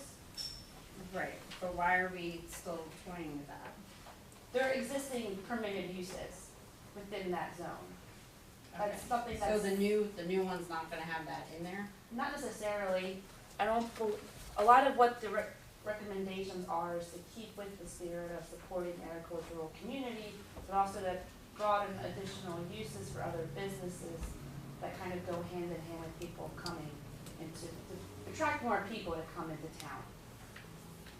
Right, but the farm school was originally proposed to the farmers as a place where we can go and get information and learn how to farm. So I didn't get to see any new revisions yet because today was actually a nice day, so we've been planning all day, so I'm learning how to farm. So, The dog helps. so is that gonna be removed? I also have an issue with, I thought regional farmers was gonna get taken out of the wording as per the village advisory board. We had asked for a couple words to be changed. So, yes, we've received the village's letter, kind of touching base on something. We haven't revised the plan based upon those comments just yet. This is the first public hearing on it. Okay, cause that word is a dangerous word, Regional farmers? regional farmers, because that means you could have any farmer from anywhere come in, whether they're selling corn or they're selling hay, they still come in and then you're hurting the actual East Amwell farmers. So that's a buzzword that shouldn't be in there. Sure. That's page 46. Thank you. Which page 46? There's two different versions, there's two different set of page numbers. So you need to know which one I printed out. The original. The original, page 46, okay. Because somehow when they printed out, things got spread out, and then ended up being 55 pages on the last one I printed.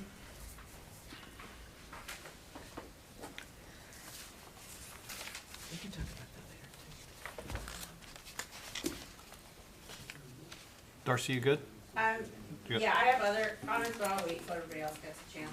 It's really. No, go ahead. No, go ahead. Go ahead. Why you got the floor? Go. All right, well, basically with the focus groups, if I could just come back and circle on that, are those minutes gonna be public for everybody to see? I mean, obviously, you wouldn't have to have the names like Darcy said, you could have focus A, That has Z, nothing to do- blah, blah. Are Yeah, they gonna be? we're not gonna discuss that now, Darcy. Okay. That's, All right. this is just, this, Well, it would Right. have tied back into the master plan, that's what I was asking.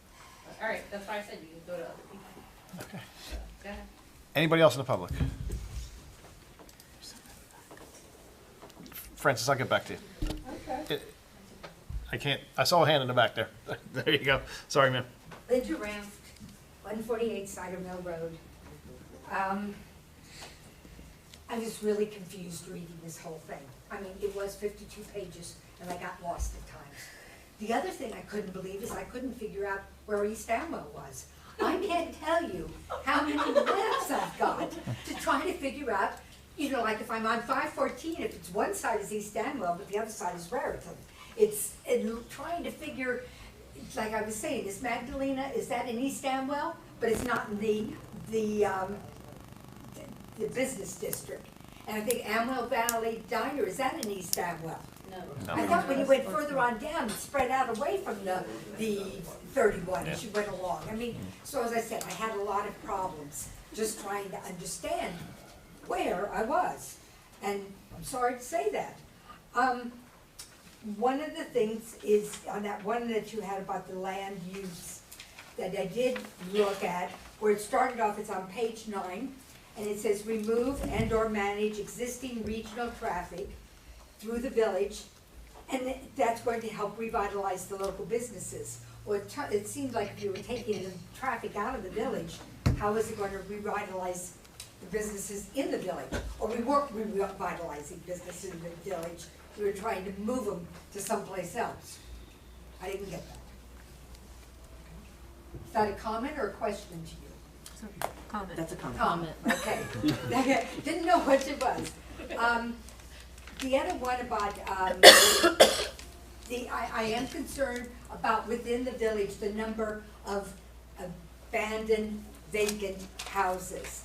And to me, that's a bigger problem than coming up with all of these plans, because when you've got the village, and I know that we can't take them over, we can't do it ourselves, we don't know what we're trying to, what kind of financial problem this would cause East Amwell if they started taking over these abandoned homes. But that seems to me like a very, very big problem. And then I'm always concerned about the septic system, about the water, because we all have septic systems here, and you know, and it's all very small properties. I'm not even sure how that works. And the other thing I was wondering about is the senior citizen, which sounded really good, but was that going to keep in the same style as the village? Or would it be more what I think of as having like sort of a block building? You know, if it's right in the village, but I think one of the things we were trying to do was to keep the same standards that are, you know, of houses, that type of thing. So I had a question on that. The other, this was a very, very minor one, but I see it every time, page 6. Route 31 goes up to Clinton, not Pittstown. No way does Route 31 get to Pittstown. It's in sort of the middle of the page. Describe it again, trying to tell me where East Amwell was. I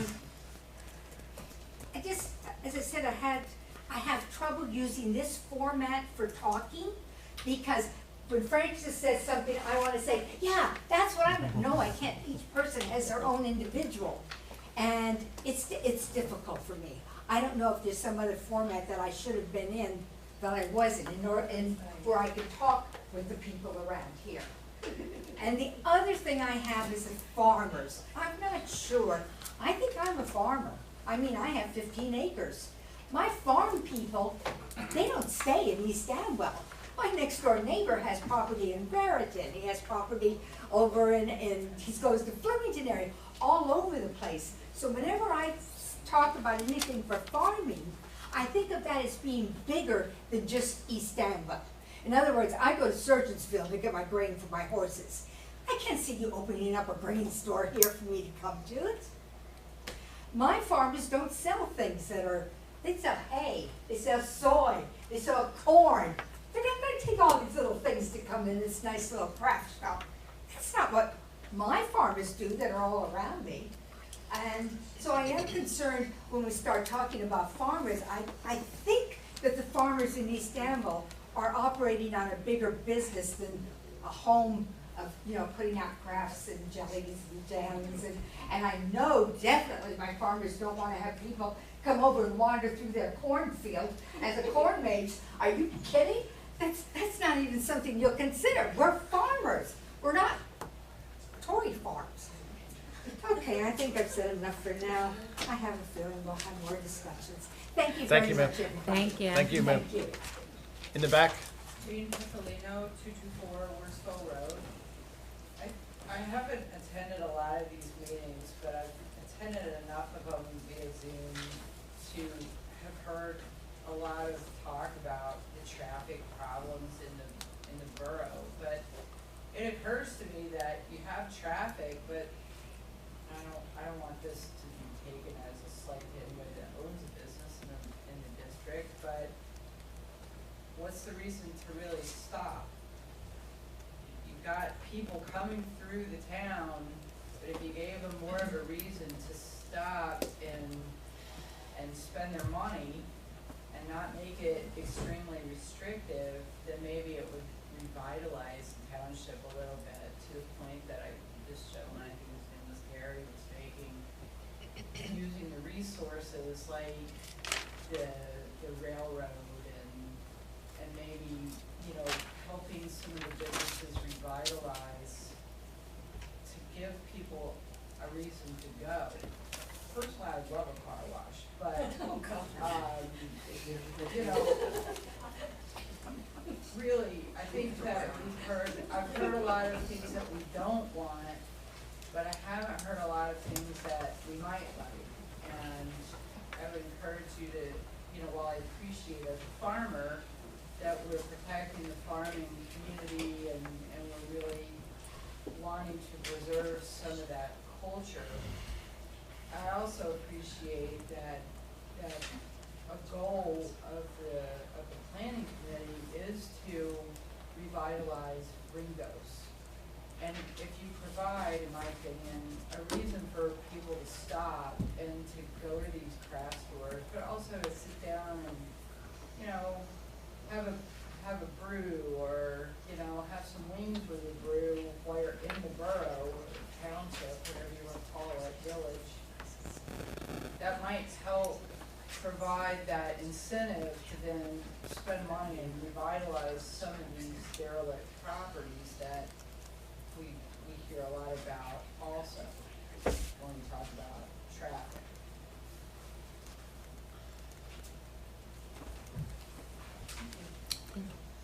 Ma'am? Nancy Cunningham, 14 Woodsville Road.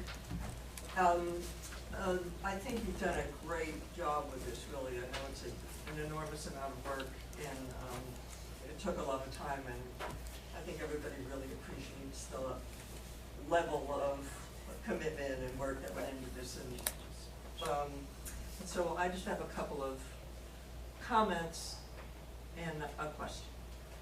So personally, when you're talking about new buildings in the village, you say you put a maximum of 3 stories on the buildings. I'm not sure we have a 3-story building currently in Ringgo's. I could be wrong. So I might consider a 2-story building as opposed to 3-story buildings, just in terms of the scope of what's there now. And I know you talk about a sign ordinance, which I would greatly love to see, because if you go down Main Street or Old York Road or John Ringo Road in downtown Ringo's, there's about 25 signs there now, directional signs and a lot of other signs.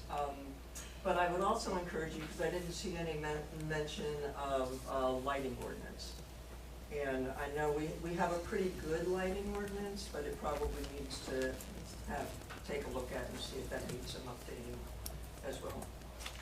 And my question is about your proposal to adopt a property maintenance ordinance for Ringo's, and you mentioned, where you talk about that the ordinance could control things such as garbage, sidewalk areas, inoperable vehicles. Could you talk a little bit more about that? Like, what does it mean when you say garbage? And sidewalks, does that mean sidewalks that need to be fixed, sidewalks that we might need to shovel every time it snows? What are you talking about there in terms of a maintenance ordinance? Sure, so I think the property maintenance ordinance, it's more or less, it's not saying these specific things and only these specific things. It's up to the township to kind of determine what are the major property maintenance issues that are occurring. There are several, boarded up houses, overgrown bushes, but it depends on what pieces of the property ordinance that you want to implement and how you want to control it, such as, and like with garbage even, like it's, they're just bags of garbage just sitting on the side of the house for a week because haven't been dragged out to the curb. So it's kind of like a really recommended like a broad ordinance, and then the township can tweak it however they see fit to.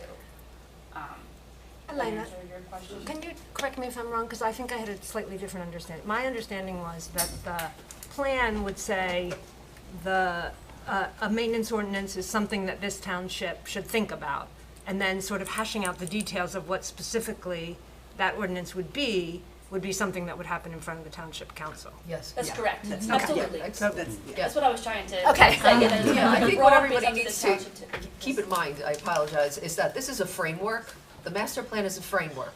Whatever ordinances are ever adopted, and they might be and they might not be, that all happens with the governing body. That's not this body. This is the plan, this is the idea, this is the framework, this is the vision for 10 years from now, but it's the ordinances that will be adopted and implemented by the township, and the township committee are what is going to be the law. Yeah, I mean, it might be 10, 20, or 30 years from now. Exactly, exactly. But it doesn't change, this in and of itself doesn't change anything. Right. Until the township committee does something. Right. And the township committee has to decide what the priorities are going to be. Mm-hmm. Right. Yeah. No, I understand that. It's just, when you're talking about property management, there's lots of inherent Right. issues. It's a very tricky involved issue. in that. Certainly. Right. Going down that Rabbit hole. It's a rabbit hole. Not the least of which is who enforces it. Yeah, yeah, What's, yeah. Exactly And what does right. it do to the elderly? There's lots of issues. Yeah. Yeah. right, thank you. Thank you. Thank you.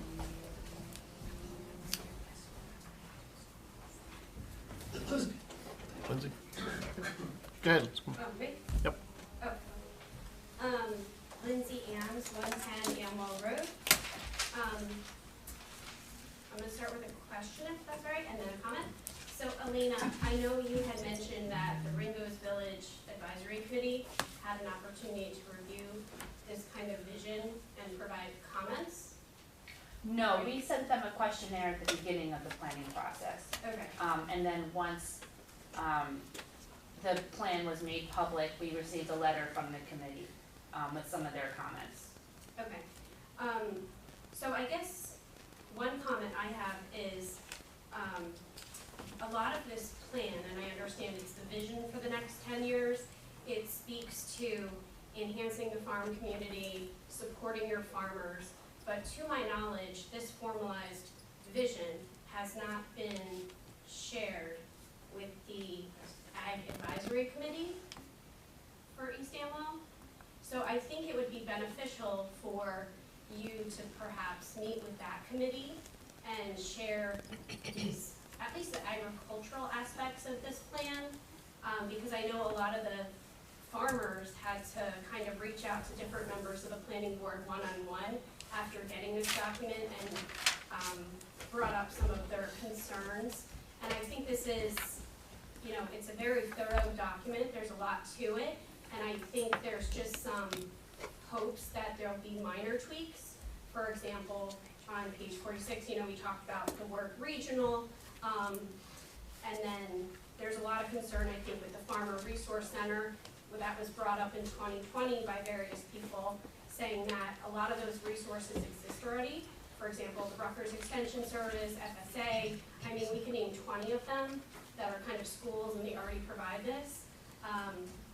And one other comment I just want to make is going back through the Ag Advisory minutes for the past few years and reading through them, this actually came up in 2020 that the Ag Advisory Committee had concerns with this plan. And one of their concerns is that some of these items, such as a new farmer's market, would take away from some of your existing businesses in town.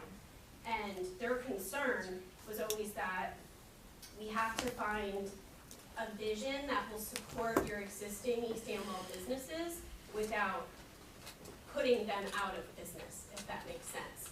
So I would just like to see, you know, I found all this through digging and conversations, but I think as the planner it might be beneficial to just kind of circle back with that group of farmers, because they're really the ones, like it was mentioned, they're the big farmers in town that are really working a lot of East Amwell's ground, and I'd like to see their thoughts incorporated into this. Sure. Thanks, Lindsay. Yep. Chuck? Just a couple of things that I noticed, real quick comments. One was, Chuck, just state, I'm state sorry, name. Chuck Bacon, 20 Harvest Hill Drive. The buzzword is transparency. You know, we hear it almost every meeting. We hear it every township meeting. It would be nice to see the old land use or land use element plan that is getting, not necessarily kicked to the curb, but see what pieces of that you want to take out, strike out, you know, and see compared to this document.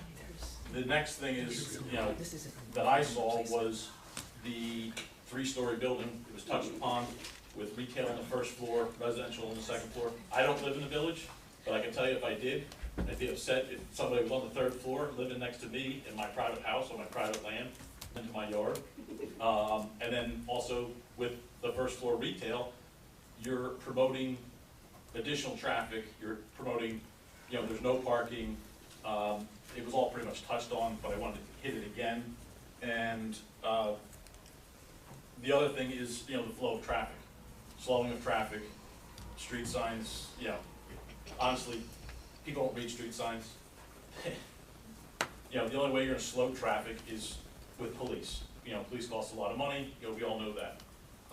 But my big thing is that I would like to see something, you know, I know this is kind of just a plan, but what's the plan of what's getting taken out of the old plan, as opposed to, and actually physically seeing the verbiage in a document? A red line, Yes, legal red line. correct.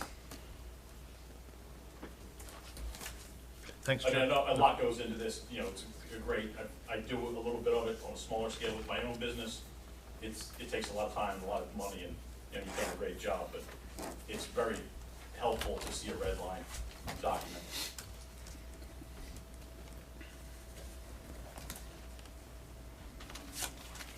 Anybody else? Mr. Wolf?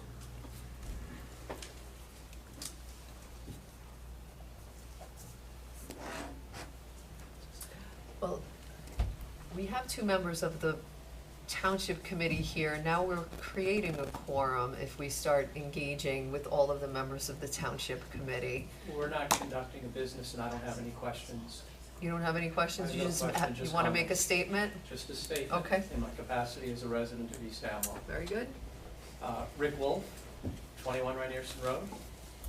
I'm gonna angle myself so I'm not having my back to one side or the other. I want to make 2 specific comments. I actually have more than that on the plan, but the others have already been made.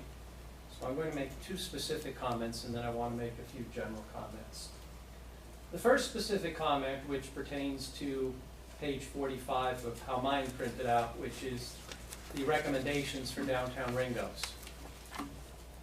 And it says, and I'll read it, "It's recommended that the township modernize the local business district standards by broadening the permitted uses to allow more flexibility while simultaneously promoting uses appropriate for a rural community like East Amwell." It then goes on to say, "We recommend broadening these standards and providing new definitions for new categories of uses. As an example, retail establishments could be permitted with an associated definition that specifies the establishments or such establishments are engaged in selling goods or merchandise for consumers and may not exceed X number of square feet in size. It also goes on to say that the approach that we have currently is restricted and not designed to evolve with time. From a practical standpoint, ordinances that attempt to list every use can be difficult to interpret by those wishing to open a business and can often be restricted in ways municipalities have not intended. So what does this mean in English? It means right now our ordinances say you can do X, Y, and Z. And if you want to do more than X, Y, and Z, you have to come to this board for special dispensation. What this plan is proposing is to say you can do anything you want in this category unless we otherwise tell you you can't.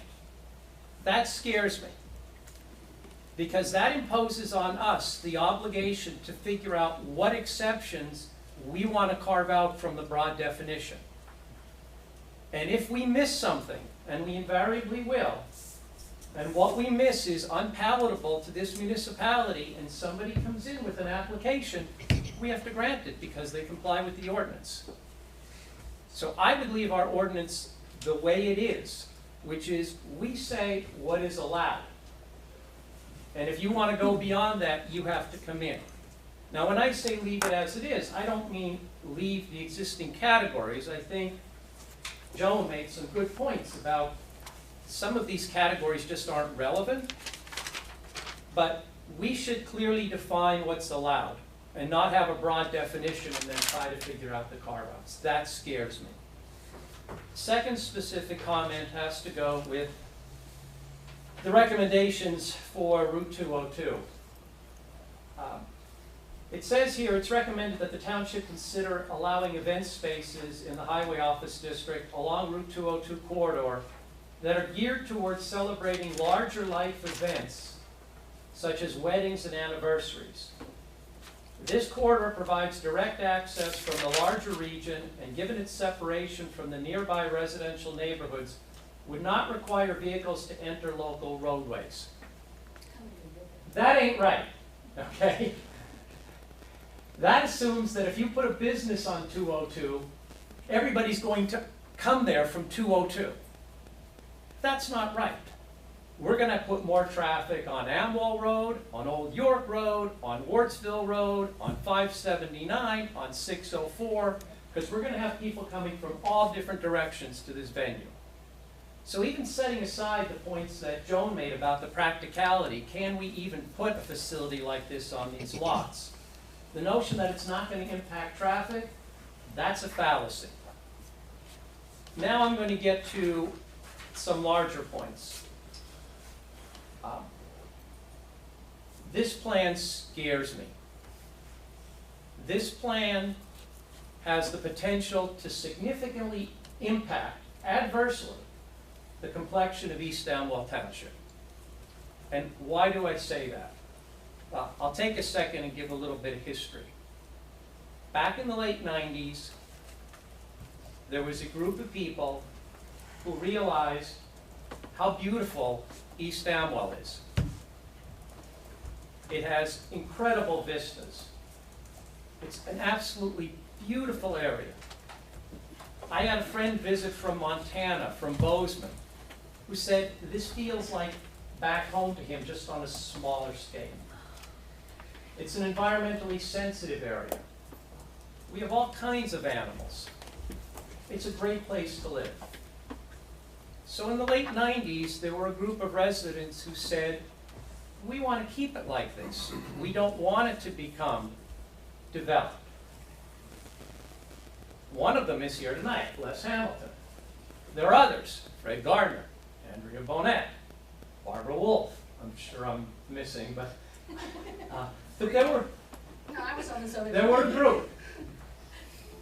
And they had a vision for East Amwell, to preserve the beauty, to preserve the natural resources. And they put in place ordinances to protect us. Zoning ordinances, minimum lot size, A lot of the things that you want to change here is being too restrictive. That's why we have what we have today. That's why we're not Raritan Township. We don't want to be Raritan Township. At least the vast majority of the residents don't want to be Raritan Township. This report is interesting because it tries to justify all these changes by saying it's going to benefit the farmers. These changes aren't going to benefit the farmers. That's just a guise for what I view as a pro-development plan. If anything, some of these changes are going to hurt the farmers. They're not going to benefit the farmers, and they've made that comment tonight. This town has low taxes and a high quality of life because the folks who looked at this in the late 1990s said, keep it simple. Don't allow development, significant residential development. Don't allow significant commercial development. Keep it simple. There are lots of studies out there that show keeping it simple keeps taxes low. Keeping it simple keeps the quality of life high. We have a high quality of life here in East Amwell. At least I believe we do. This is a great place to live. Absolutely great place to live. Because it's simple. Because what a group of people did in the late 90s. I don't want to dismantle it. Material commercial development will bring with it amenities. It'll bring with it services. It'll bring with it jobs. What does all of that bring with it? Development. You start bringing all that commercial activity, you bring development. You bring water and storage. It will spread like a disease throughout East Amwell. It will start in the village and it will spread. And before you know it, the complexion of this township will be very different than it is today. It will increase our fair share obligation.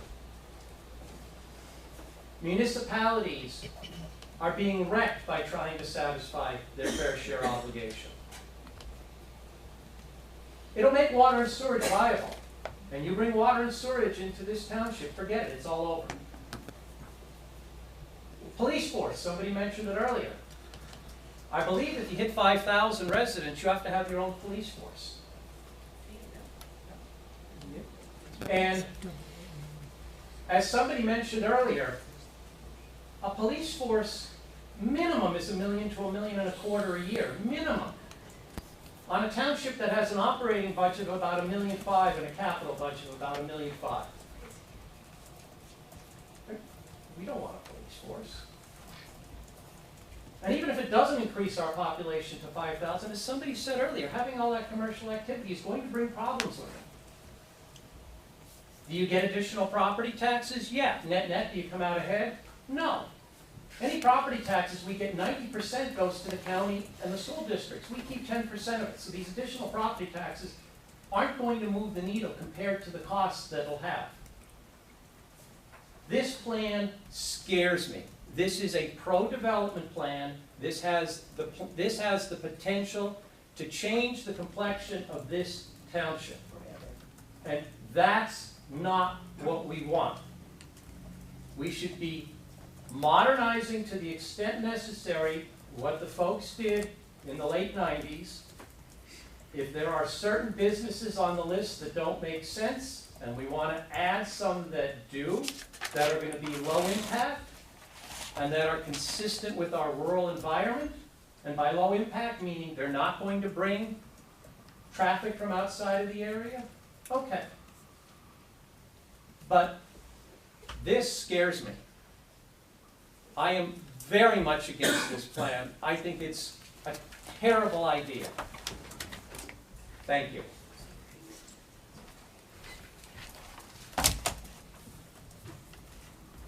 Francis.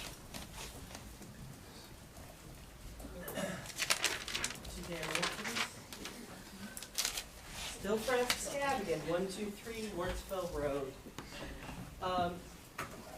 I've said it before about if it ain't broke, don't fix it. I was somewhat amused by the sudden opinion of this was too much, like it was something that the current members had started. I mean, this was started, what, 2 or 3 years ago with Rick on the planning board and working, I think, with you, Tamara, on creating a vision, and this lots of money being thrown at it, and nothing against you. You've done a nice job. But did we need to do this amount of work? Because that sure as hell would help with that money back, or that money minimally spent to meet the requirements would certainly help minimize the tax burden that Mark and John and Jenna and Tara and even Rick have to deal with. What it says over and over and over again is to promote farming, to help support the farmers, to do all of these. And while well-intentioned, it doesn't. The idea of wedding venues cannibalizes the weddings that occur now across the street and downhill from me at Unionville Vineyards. You know, it happens a lot. It's a business. It needs to grow. You know, I could have done with some of the alternative music I've heard a time or two, but it's part of being a good neighbor.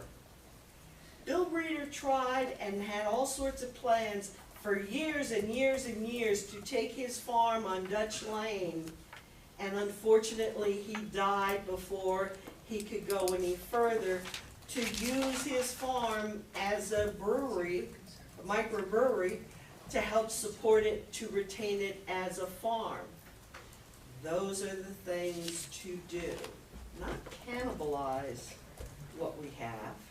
And there's a big hole in the map that's come up in what, the last couple months after a 2-year hiatus or whatever, is that Section 9 housing that's going to be next to, or Section 9 or whatever it is, the people coming, what, next month or something, to talk.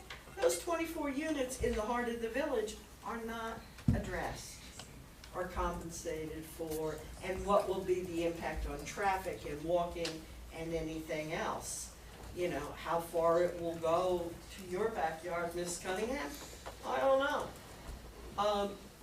But I think that it's a necessary and a good thing, but we should also incorporate it and take the time to do that red line from whatever the last master plan was, and then see where we can tweak, where we can promote, because with state and county roads, you can have all the vision in the world, but you're not gonna find a parking space. 579 is a commuter road, it's a space thing. The village goes all the way up to Toad Lane. There's nothing in here about putting a 4-way stop or a stop like that to keep somebody from getting killed, or the, you know, properties plucked in and plucked out. If it ain't broke, don't fix it, don't cannibalize things. One thing you could consider doing is adding some flexibility about the home office provision. I mean, I think the way the ordinance is written now, if you're gonna have a home office, you have to stand on one foot and, you know, you do business. Say you're a psychiatrist and you wanna shrink heads one time or another on on whatever, what kind of hoops do they have to hop through? That kind of reasoning, low impact home business or home office, because every one of us have been working remotely for years, so we've been violating the ordinance and, you know, that kind of thing. it's a good start, and it can be a great thing to have on a resume. You've got 40 years or more of dealing with the world than some of us have, and I wish you luck. But I've been here since the middle of '95. I remember the stuff that Les and Fred and others did, including the golf course. But, oops, you know, that kind of thing. But, you know, we can be reasonable and parse things, but I think like we had in 2005 and 2006, when they were gonna build the great bridges of Wartsville Road to highway standards, there was a public-private partnership that worked on the problem with the freeloaders, with Unionville Vineyards, with the rescue squad and the others, and they sat in the public park that I was part of, and we got to a way to a win-win. And I think that's some of the frustration of the farmers, in that this has been going sort of like the Wizard of Oz, behind the green curtain. And a veil of transparency has not been there. And given some of the things that they and others have experienced, and remember, this came about almost simultaneously with the 25-acre zoning concept, to have put a bad taste in people's mouths. So I'd say, hear what's been said, let's go back and come up with a public-private, you've got a little working group? Maybe have one that would include one of the members of the township committee and some of the people and the farmers. Thank God they've added Kit to the planning board, because he's a voice for farmers. I don't know how far down the voting chain you are, but you should be moved up. Because it's a necessary, yeah, all right. He'll never sell me hay again. But he's out at this time of year anyway, right? So it's just work with us, take off your glasses so that you can have a broader, fuzzier vision, and let's kick it back a few notches to being what it was in 80 and 90 and 95 and 2010 and other, which is an oasis of nature and of peaceful vistas that we need to retain, and this plan as it exists now does not do that. So I would ask that you hear what we've been said and you kick it back for another round. Thank you. Thank you, Francis. Oh God, 3 times. Anyone else? Still my heart.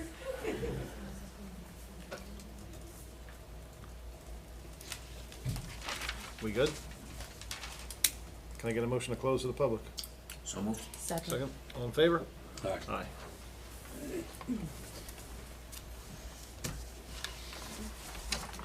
Yes. Do you want to take a break for delivery, or you just want to deliver? I mean, I can do either. No, let's muddle through this. Okay.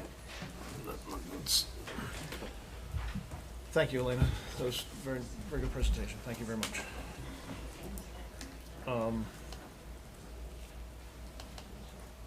Where do we want to start? Well, I don't know, how many people kept a list of comments? Yeah. Run out of ink. I mean, you can just start going through the list, and then between all of us, we should get through it. Yeah, who wants to start? You want to go? Go. All right. First of all, in a general statement, obviously, I just want to remind all the other board members, this is just an amendment for the developed area, Ringo's and the highway. Even for the highway, it's just one side of the highway, so it's the existing zone. we're not doing anything, we're not proposing anything to change the mountain zone or the AVAD zone or anything like that, or all that, it was just for that one area, et cetera. Okay, so I guess the first comment I have here is that regarding the population. Amber, can you please speak into the mic? Yeah, The the mics are mics very are- difficult to I hear. don't think these mics broadcast, do they? No, I can't. I don't even think We don't move. They're glued down. I mean, I think Elena's got information, I think you know, they're just for that. with respect to the population. Oh, there you go, thank you. Is it support? I don't know. Yeah, it's working, okay. There was a comment about the population that's, you know, in, I guess, the beginning of the master plan. I guess we could go back further and look at, you know, more population data, but I think the general trend is what it is, and, you know, it's just background information. It really doesn't, it's not one of the recommendations. So I don't know that we need to elaborate on any more of the background data. I don't know what other people think about that. Do you want more population data in here? That goes, you know, back to the 1980s. I mean, you use census data, so that's the data we have to use. I don't know that more is going to inform our decisions any differently.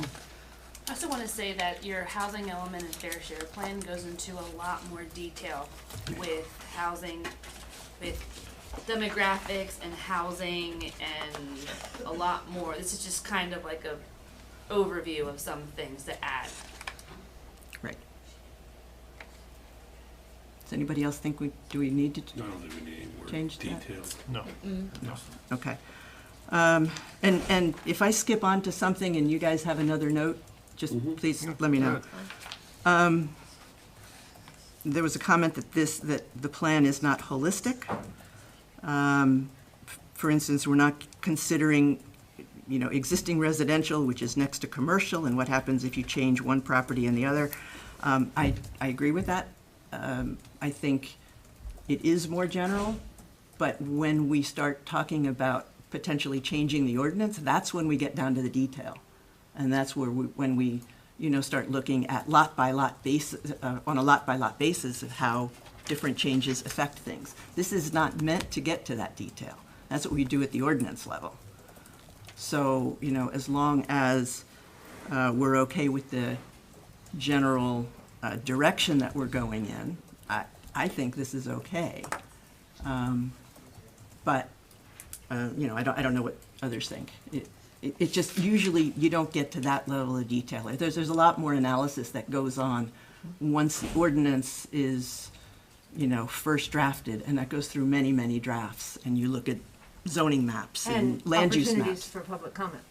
Right, Yes. right, right. And there are big differences between a zoning map and a land use map. You know, a zoning map is what the town is supposed to turn into, and a land use map is what the town is. So we really can't confuse the two. But we study both of them when we, you know, think about changing ordinances. We're really just showing a general direction with this master plan. That's what master plans do. So, I don't know.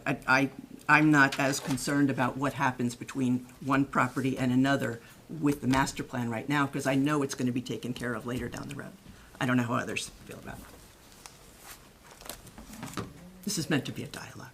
And also, my reaction to what you're saying is that if you were to get to the granularity of some of what we're talking about, like this lot next to this lot can't be next to this lot in Ringos, if we were going to get to that granularity for every single place, we would be here until 3 weeks from now and wouldn't have made, I mean, it's not the purpose of this activity. No, that's right.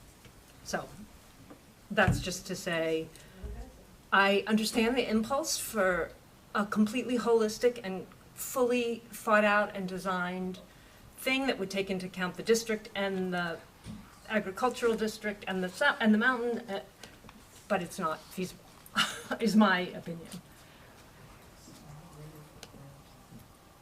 Any other thoughts?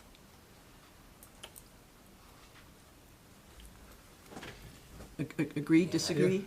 No, I just think, you know, as you said before, with the case-by-case basis, we'll drill down later on. It's really That's just. gonna be on the committee, that's gonna be on the township committee, that's not on us. That's gonna be your problem. That's your guys' problem. There was a comment about Historic Preservation Commission versus committee. I think we took, I believe this talks about the committee, and it's really just, we are talking about. It's talking about the existing historic preservation committee, and really it's wondering, it's for the township to determine whether a local historic preservation ordinance would establish local historic designation as an overlay to the zoning. Right, and that's what we talked about. The committee would stay advisory. We're not proposing in here that it become a commission. No, but it's suggesting Right. potential overlay zones to help preserve the historic architecture. Right. Development. And we talked about that, the fact that we have historic districts, but we don't have standards for protecting them.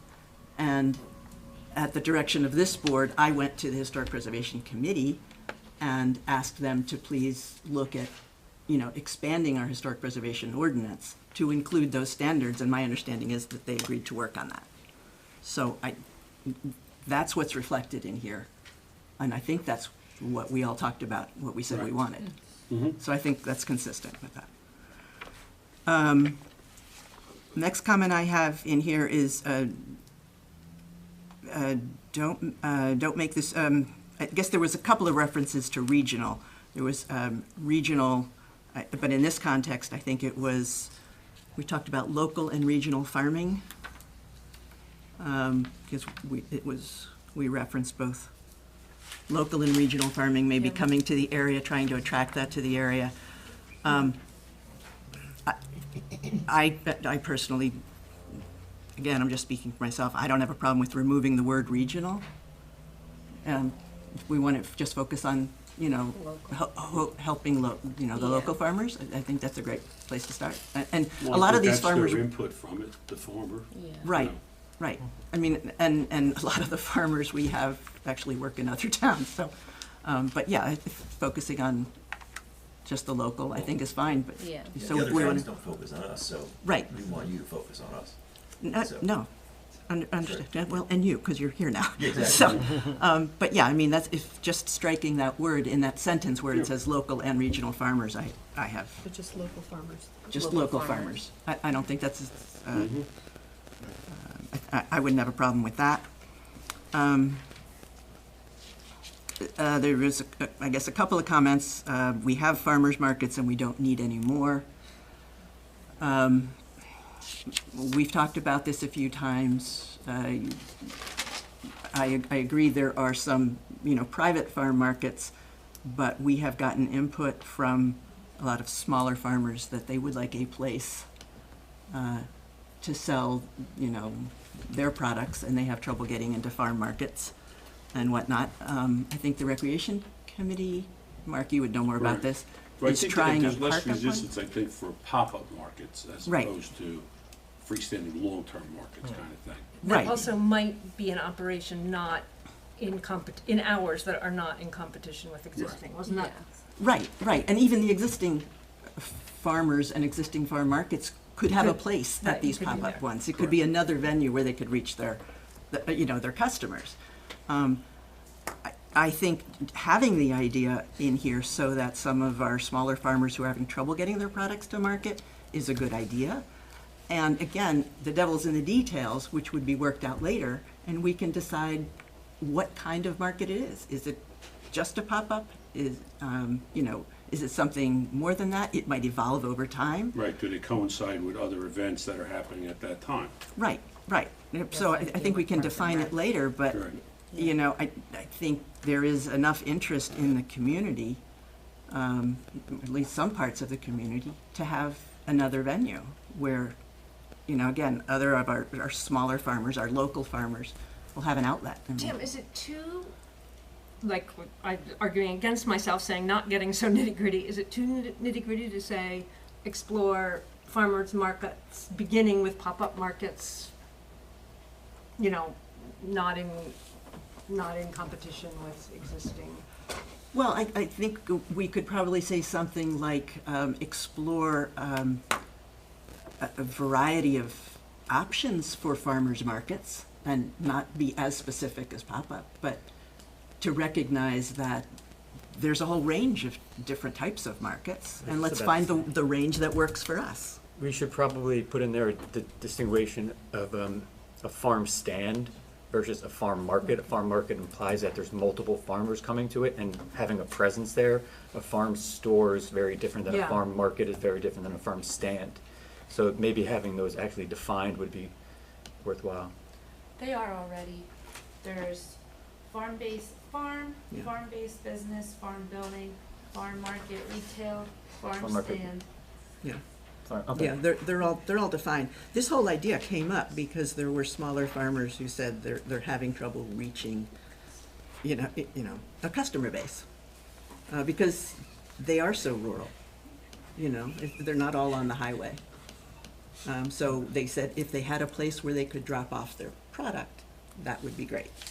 You know, and you know, it's not just people who are, you know, trying to sell eggs out of a cooler. We've got people with, you know, sheep who said, yeah, I'll bring my wool to a market if you happen to have one. You know, that sort of thing. I mean, we have a lot of different farmers in this town. So, so that's where that idea came from.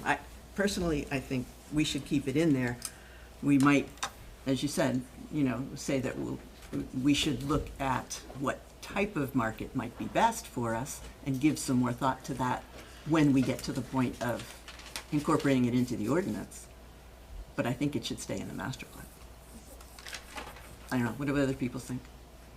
And this is for I think one of the examples was Clausen Park, right? If something's going on in Clausen Park and somebody just wants to sell a local product. Yeah. Right, but we're not talking about bringing anybody in from anywhere else, just our town. Well, yeah, I mean, we haven't defined it yet. We're saying that has to be defined. If that's how we eventually want to define it, that's fine. I don't think this doesn't define it one way or the other. Right. It just lets us talk about it Okay. in the future. Anybody else? Any thoughts? What do you think? Well, I mean, defining it to, I like the idea of not being in competition with who's already here. I think was Marnie's idea. You know, I think that's something important, and we want to be sure it's, you know, maybe off hours, maybe something at night. There was some artisan stuff, talks like that, things that were talked about like that.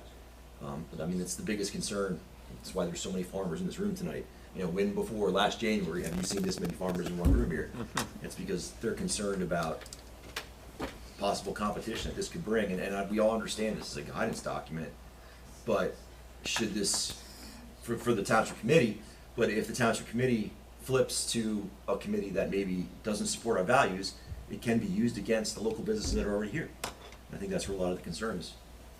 Well, yeah, I understand that, but I think if the township committee flips, they're going to appoint different people to the planning board, so. Well, I know, and they're going to do an amendment. And so this document's going to be the next 10, 20 years, so we've given them this document that down the road can be used against farmers down the road, and I think that's where a lot of concern is. Well, no, if there's a new township committee, then they, you know, over time will appoint new planning board members, just like this township committee did. Absolutely, yeah. And then they But will do another amendment. Document. I mean, you give yeah, them which this. which they can amend, just like we're. So they're amending. going to. So if this can be re-amended or I thought this was every 10 years. Or No, something. no. This This can be amended anytime the Okay. planning board wants to do it. Okay. But the thing that does it every 10 years, and it's every 10 years maximum, Yeah. is the re-examination report. That's something completely different. Yeah, okay. Yeah, not this. So, no, we're not stuck with this. Anytime this planning board wants to amend it, they can amend it again. We can do it again next year if we want to go through this all over again. That's even scarier than we thought then. I thought this was good for 10 years. No. This will rapidly change again. Holy crap. I think we've had enough of these meetings. Yeah, you and us both, trust me. You've only just begun. Yes. Yeah. Seriously. Well, I've just been on the other side of the room. Can it say a farmer's market to support East Amwell farmers? Yeah. Because a farmer's market. In support of, maybe. Yeah, in a form that best supports Yeah. local farmers. Yeah. Okay, anything else on that? Do you know which recommendation you're referring to? I thought it was the one on page, let's see, were you talking about pop-up locations? That's on page 44.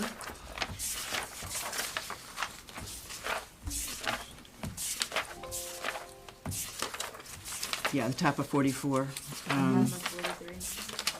Yeah, bottom 43 is the old. Yeah, top 44, bottom That's just 43. local farmers, nothing about regional.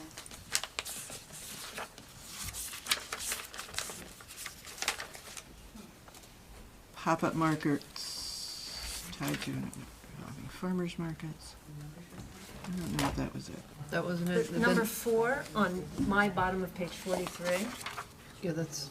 Yeah, that's what we're looking Yeah, at. that's what we're looking Yep. at. There's another one, Just local farms there, yeah. there's a second recommended that the township either broaden the definition of farm market or create a new use. Yeah, I think that's, where is That's, that? that is on That's what we're talking. page 45, number 2. Yeah, I think that's the one we're talking about. Page 42? Yeah. 45, number 2. So 45, number 2, It's yes. actually under the highway and office district yeah. and highway corridors. Right. So broaden the definition of farm market. You know, just put some reference in there to, well, it says to support local craftsmen. Hand in hand with local, this type, go hand in hand with farmers markets. Okay, to go hand in hand with farmers markets that support local farmers at an appropriate scale for East Amwell or something to that effect.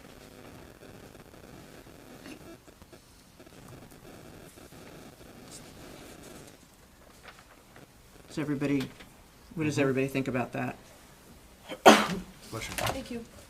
Repeat it one more time. Can you say it again? These types of items tend to go hand in hand with farmers well, maybe that's not the.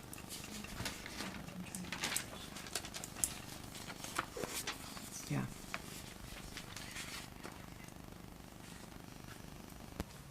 Pop-up uses.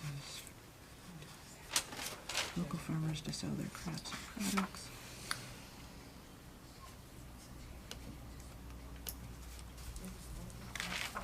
I don't know, I'm having a little trouble finding a better Yeah. reference. I better think the place that could most use it is, it's on my page 44, number, it's the continuation of 4. And it says pop-up locations could be in established retail spaces, and it talks about keeping people in East Amwell, but maybe it could also have something that talks about supporting East Amwell Businesses. vendors, or farmers, vendors, artisans. Do you see that paragraph? Mm-hmm. But I think, don't we have that elsewhere? Yeah. We are supporting other.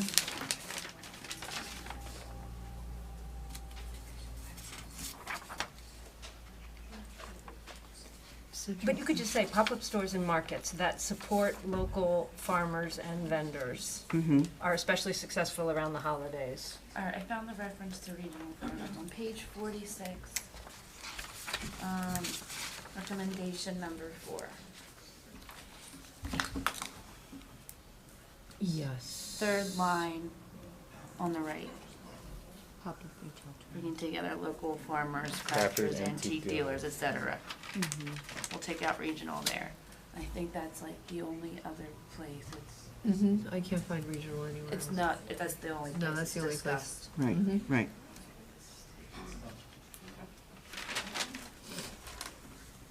We can't hear anything you guys are saying, by the way. You're just mumbling and you're not using the microphones. Well, I don't, you guys Maybe, want do you more want to come sit up microphones? here? You might have a better chance Yeah. to hear if you sit Well, up. you're doing the microphones. Well, the microphones don't seem to be working. We're doing the best we can with what we got. They don't Because move. more record than they project. Beg your pardon?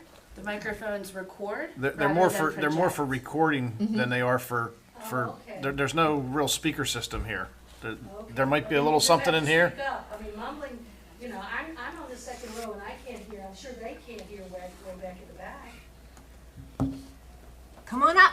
We're not allowed behind the Farm market. I'll be right here. Alright, so on page 46, we'll just remove and regional farmers from number Yeah. 4. Yeah, and I think the place to address the definition of farm market is number 2 on 45. It is recommended the township either broaden the definition of farm market or create a new use. And it says that allows for the sale of handcrafted items such as furniture, but I think in that sentence we have to say, and also supports local farmers. Number 2, page 45, also supports local farmers. Can it be narrowed to East Amwell farmers, or just local farmers?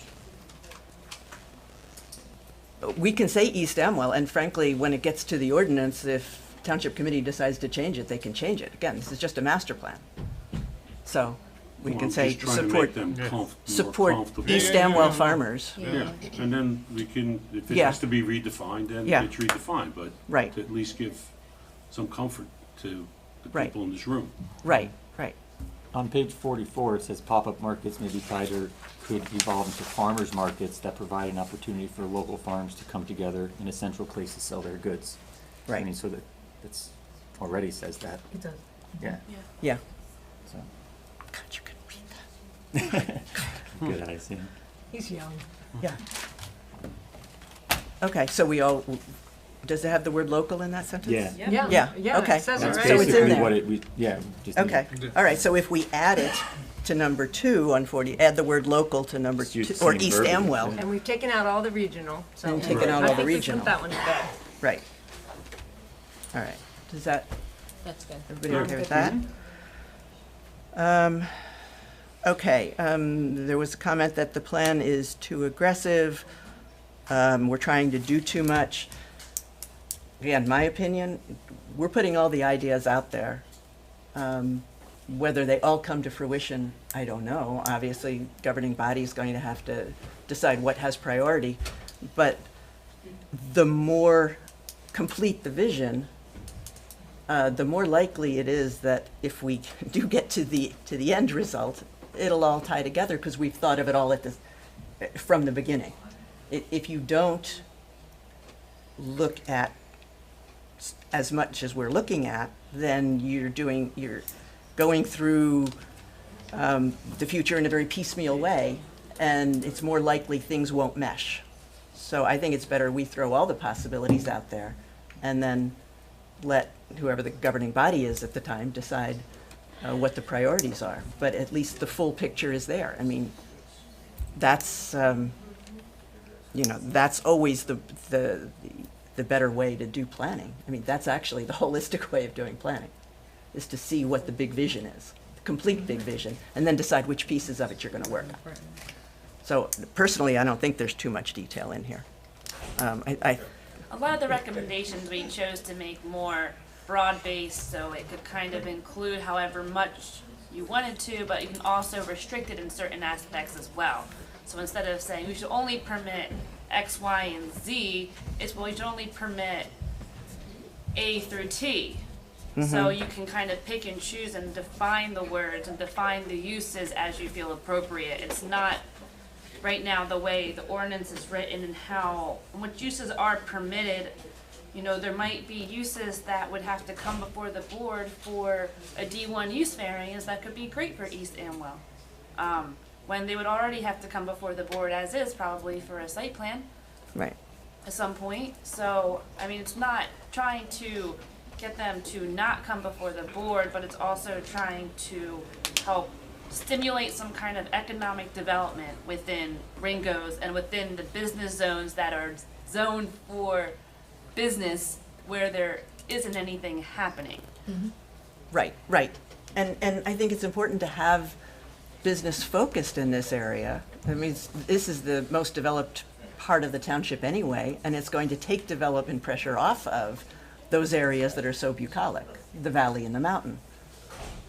If we have enough business in the core where it's supposed to be. I mean, Ringo's and the highway, that's where we And have that's where the it's- commercial zones anyway. Right, exactly, these are the We're not business changing zones that. with the residential properties. Right. So it's, you know, they're existing smaller lots, existing apartment buildings, and you know, it's like, kind of like the center of the Right. township, which is why we didn't comment on the other zones, because once you kind of start playing with expanding centers, you know, it's, where do you stop? Right. So Well, we kept also, this- the idea behind concentrating whatever development there might be, which I do not think tomorrow it will be a lot, in this area is to preserve the vistas and the Right. bucolic It outside also of. kind of helps stimulate some economic development, get some businesses moving into some of these dilapidated properties, or doing something just to kind of make Ringo's a place that, you know, you're proud of. But you want to, yeah, you want to You want to be go there. to, you want to go walk down the street, you want to stop Yeah. in different stores or whatever, go out to eat. All right. Tam, I don't know if you're ahead. not yet to this on your list, or What? the mention about the nonprofits? Is Um, that I- farther down? or- Yeah, I haven't gotten to that yet. Okay. I haven't gotten to that couldn't yet. tell. There was a comment, or it was a question, why are we doing this piecemeal? Why aren't we looking at more? You recall, we got a grant to do this. So we had to focus on Ringo's, or we would have lost the grant. Right. So that was 15,000. So that's why we did that. Yeah, the next one is nonprofits are not mentioned. There are pop-up markets there. And we might take that into consideration when, you know, we talk about pop-up markets. And It did give me pause that it's a 52-page document, and the nonprofits that do exist in Ringo's, right? Right, and we didn't give them any ink. Right, that was one of the things that really did make me wonder, is that something that should appear in there somewhere? So we do talk about the existing land uses. Let me find it. And so in the existing, you know, we have residential land uses, the qualified farmland, it's within, I think, the focus area.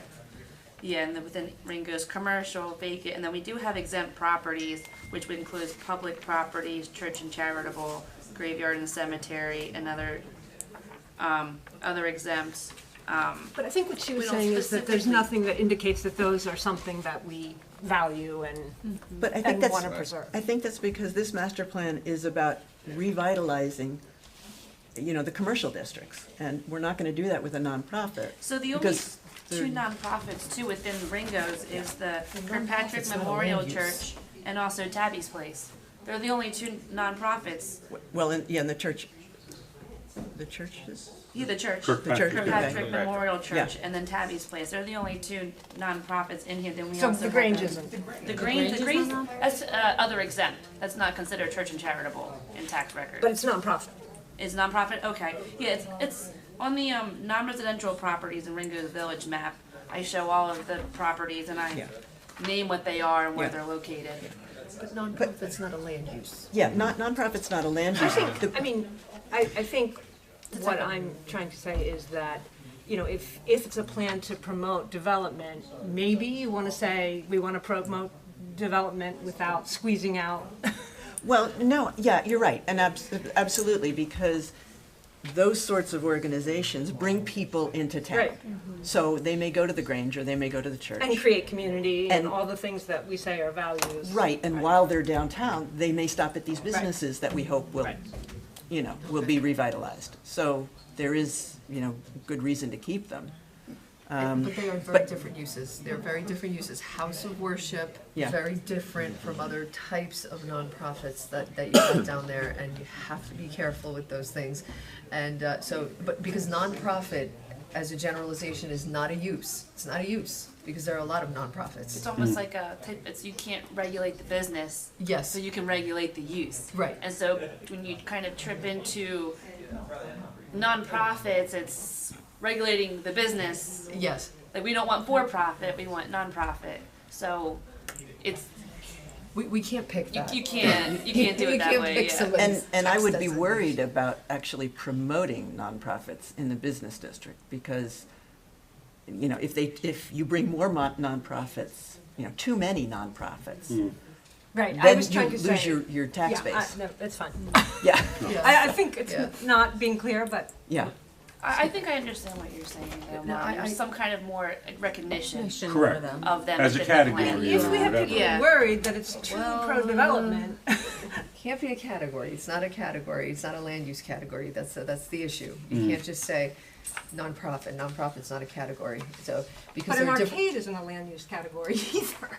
Well, Or, Well, you no. know, No, but it's an example of one. it's an example. I mean, if you Yeah. want to say nonprofit, you have to pick the example. Church, Well, so house great. of worship. That's an Okay, example. okay, so, I mean, we've acknowledged it in the background. So, what, are you suggesting it should be in the what, is there a recommendation we're making? I think that the impulse that it's coming from is that we don't want to be promoting so much development that we're losing the things that make the community what it is. And Right. some of the things that make the community is the Grange, is Tabby, you know, are those kinds of organizations. So maybe it just can't be done in this document, but that's, I think, was the impulse behind the comment. Yeah. Well, and again, there's, you know, a lot of the comments that we heard, I think, are things that we can take into consideration. The ordinance, I'd be concerned, personally, I'd be concerned about putting it in here because I don't want to look like we're Favoring. over promoting. Well, exactly right. You know, Favoring. making, I don't want someone to take that statement and then turn it against us. So, but I don't know. I mean, if other people want to change it, just, you know. I think what Marnie's. No, it's fine, we can, I mean. It would be, it would be, Yeah. it No, would no. be on the community facilities element of a master plan. To talk about the community facilities. That's Right. where you could talk about more in detail about what services, Right. what exists, those kinds of things. But for land use, it's, Yeah, you know what, I mean, we can take a lot of the I agree. comments that we've heard tonight, frankly. The next master plan effort that we have to do is the reexamination report. And a lot of these comments can go into that. And then that, you know, will pertain to the township as a whole. right. Yep. So, you know, and I would strongly suggest that we do that. So then it would be in the master plan.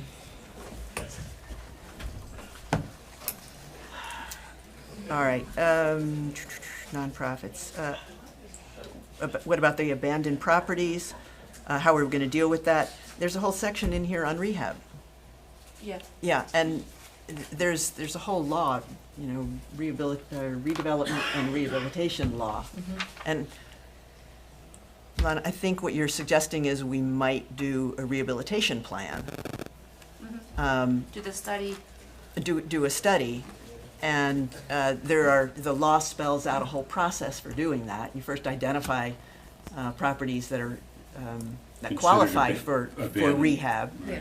And then you once you get that approved, you do a rehabilitation plan. So Local I housing think if we development were law. to do that, right, we could get to a lot of those concerns. But again, that's more detail than we would put in this. But this says we should do that detail, but that's a whole nother effort.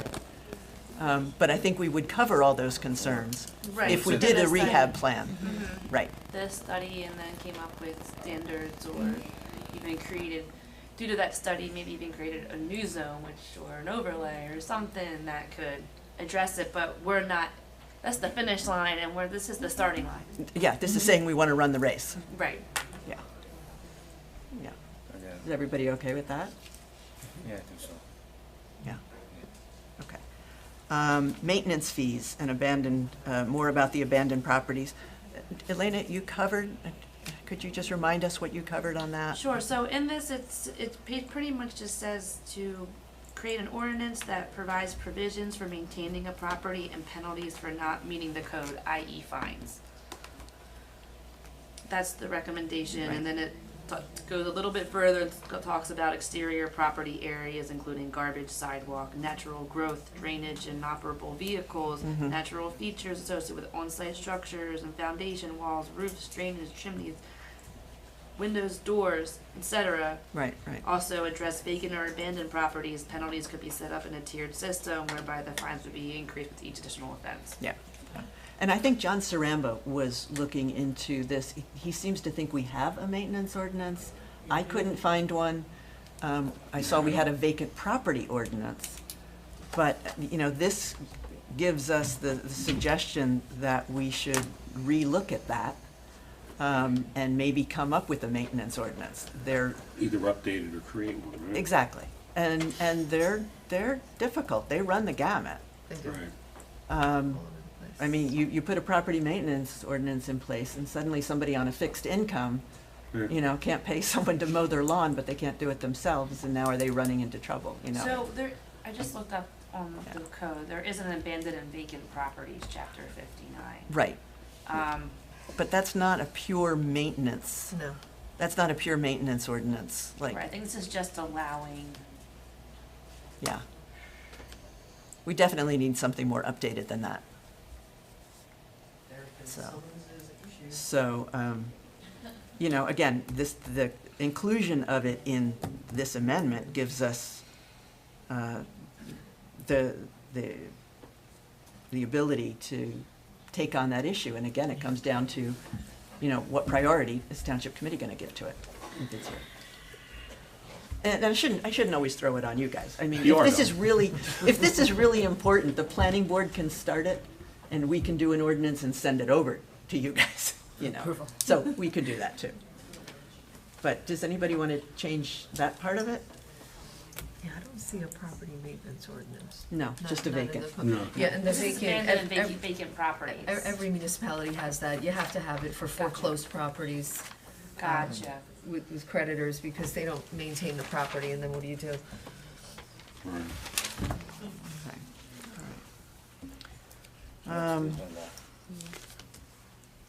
There was a comment about how this, we should sort of start at the core and let things grow from there. That's usually how effective revitalization works. You start a small area, you know, revitalize that, and as that improves, that attracts people to come to the area and it grows. But again, we're not looking to expand our commercial area. This whole plan is focused on that which is zoned commercial anyway. So we're just looking to make it better. I mean, does anybody think Ringo's can't be improved? A little bit? I don't think so, right? So, any thoughts?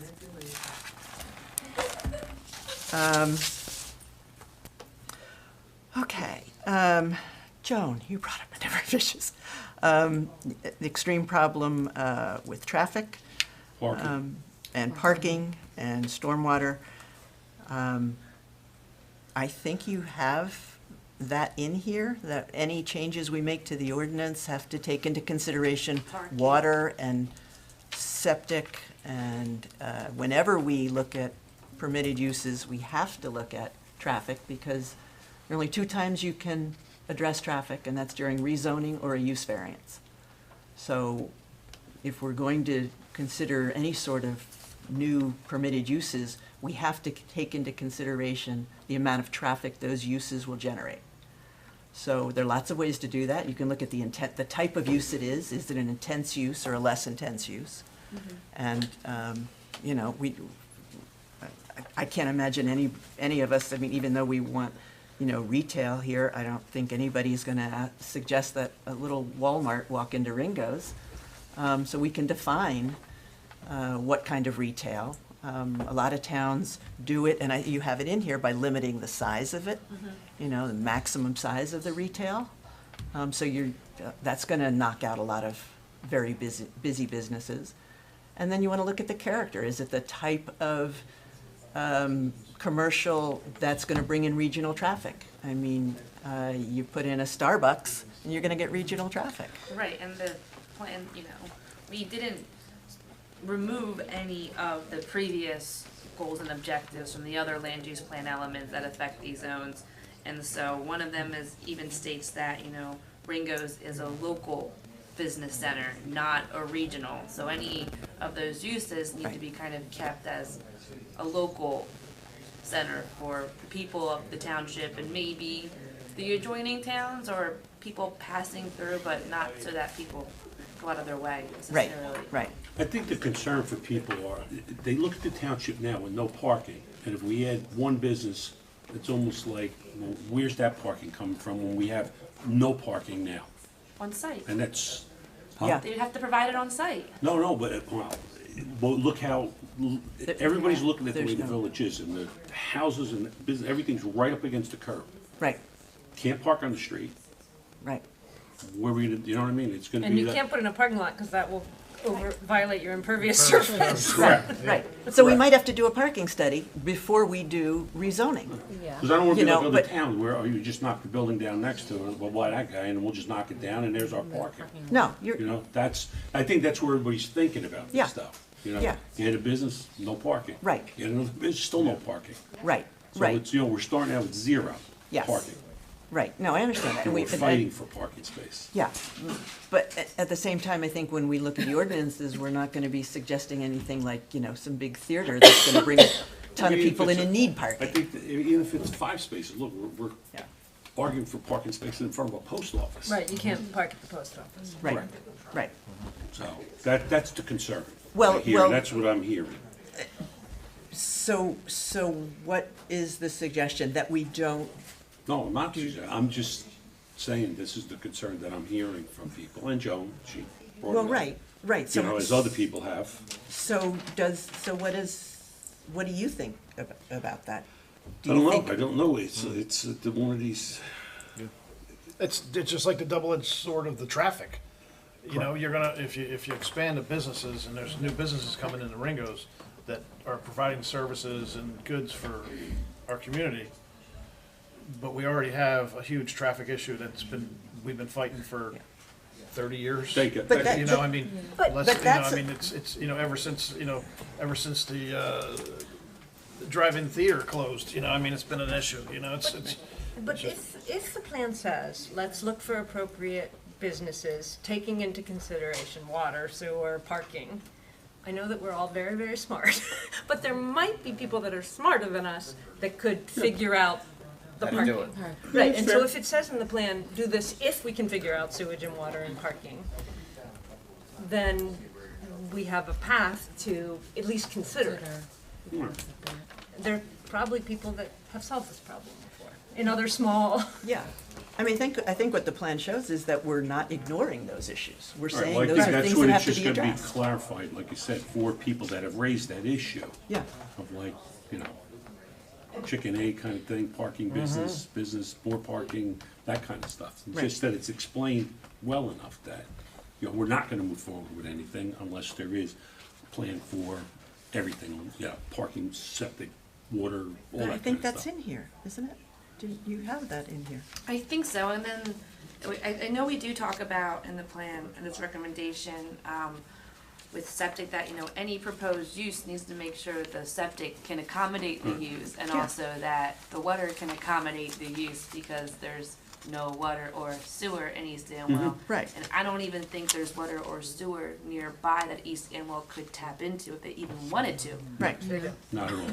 right, It's right. not an option, it's not an option. Not, It's gonna be It's not an water option. and sewer, but, so we need to, you know, we have to be creative, right, about what types And- of uses need to be Then does permitted. it also say that about parking? I'm sure it does, I know it talks about, parking and reviewing the parking standards and looking at the permitted uses and assigning those uses a standard. 'Cause I know a lot of times, and I think even with East Amwell's ordinance, the standards that are associated with the use don't match the permitted uses. So you kind of play mix and match. Like, is it a hospital or is it an office? Is it a, you know, like what, you know, whereas, you know, that, so it's, we do recommend to take a look at the parking standards and, but yeah, that should all be taken into consideration when coming up with these permitted uses. Right, right. okay. And again, we made the distinction that in Ringo's, that's really more for more local uses, whereas on the highway, we might have slightly larger uses, but that's got regional traffic already. I mean, that's a highway, it's a major highway. So the traffic's there. The question is, are we tapping into it? Are we benefiting from it? And I don't think we are at this, well, some of our businesses are benefiting from it. But, could we benefit more from that? I think with respect to traffic, Tim, I mean, yeah, we have a lot of traffic through Ringo's, but it's not quality traffic. It's commuter traffic that's just zooming right by. I think it's a huge issue, and Right. it's if it's already an issue, and then we compound it by, four new businesses come in and open up in town, and so now you've got people making left-hand turns at Mom's, or trying to make a right-hand turn coming down, or what have you. I mean, it's just Right.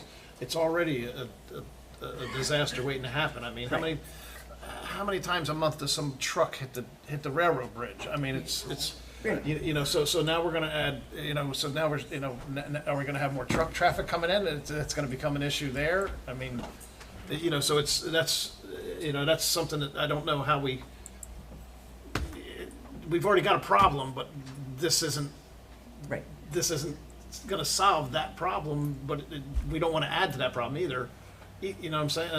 That's just my concern, is that, and I think that's some of the concern of the public, is that we know we already have an issue in that town.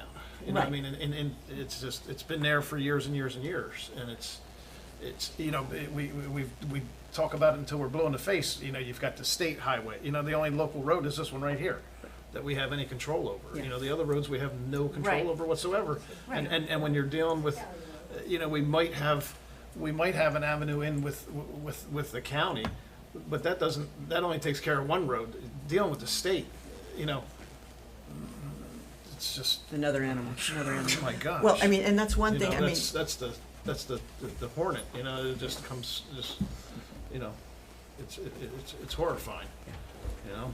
You have the one sentence in there that talks about water, sewer, and parking. We might add traffic calming. It's all got to work. If you have traffic calming, if you can calm the traffic, then the regional traffic won't want to come through there anymore because it's too slow. And they'll go over the highway. It's not that far. And that would improve. That would Yeah, we do talk about traffic calming Oh, okay. control mechanism within Yeah. Ringo's Village, specifically around 179 and Woodsville Road. But, And that was something the Ringo's Village Advisory Committee in our questionnaire told us about. Okay, so we already have it. But just It on all a has to side work note there, together. just on a side note there too, though. I mean, I'm sure these guys can. My brother had to put a driveway on a state highway, and you got a better chance of seeing Jesus tonight than getting approval to put an entrance. I mean, how long did it take you guys to get an entrance approval to the market? Years, and then how much did it cost you? Aside from the engineering and all that stuff there, just to have it done, my brother had to put in curbs that went 12 feet down and 15 feet back. Right. And he's Stony Brook Gardens. I mean, it's a nursery. It's not a 7-Eleven where thousands of people coming in to get their coffee every day. So there's just other things that we can't control that stuff though. That's the problem is, we can have all the recommendations in here and have everything set in this ladder system that we're trying to do, but there's going to be other things that are going to affect the cost for somebody to even just think about doing something. So it's the double-edged sword all the time is the traffic and the parking. It's Yeah. and it's everybody. A lot of people have mentioned that concern, and I agree 100%. I mean, it's Well, I think the question is, do we cover it in here that say, yes, we have to look at that. Do we cover it enough? Or do we want to pull something out because of the traffic? Yeah.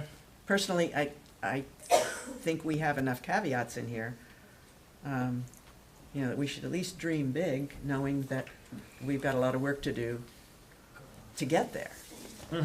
But I don't know what do others think? I mean, if there are changes people want to make, then we should. Well, I'm saying leave it, but I think like Marty said, there's bigger brains out there that might be able to solve these issues. We can't be the only town that has them. Right, I think if we say we're not gonna do it unless these problems are solved, but we would like to solve these problems and do it, Right. then, and then, So then you want to Or start, maybe yeah. just try Yeah. incrementally, adding a couple things here and there, you know? Well, that's how it would happen anyway. Right. I mean, Right. that's how it happens. No one's breaking down the door to open Yeah, business. Because the ulterior, what are you gonna, They're if you do not? nothing, it's gonna remain stagnant. That's what I'm Right, saying. exactly. Simply, I just totally agree with uplift. Okay. Next thing I have on my list is the issue about wedding venues, and that Yeah. came up a couple of times. Personally, I have no problem removing that, and, references Well, to wedding I venues. would easily, because it's been brought up, I know Joan brought it up, Francis brought it up, I marked it down, a couple other people brought it up. That's got a bad taste. Yeah, I mean, if somebody wants to do a new wedding venue, they can come in with a D variance, and But we I can think look it's at a also the site-specific situation. cannibalization of it, you know what I mean, that kind of Right, thing, and you also know what I mean? that it's not a service that, I mean, It's not gonna benefit It's not anybody benef- else. it's not a It's not local- gonna benefit anybody Yeah. locally. you can go to Yeah. So either that's, like I Unionville or. said, if you wanna have if you wanna have a wedding, you're gonna, you're gonna Yeah, go a lot of play people loud have them music. in their to own the houses. Francis On their house. own No, that's right, they have. Do you wanna they put could wedding have venues in? whatever they want. Okay. That's what I'm saying, to create a whole new. Right. It'll come I'm- out. Scratch that. let my They get it vote out. is So we- to It's dead. keep Scratch that. all reference to wedding venues. Yeah, I would, Okay, yes. all right. Anti-weddings.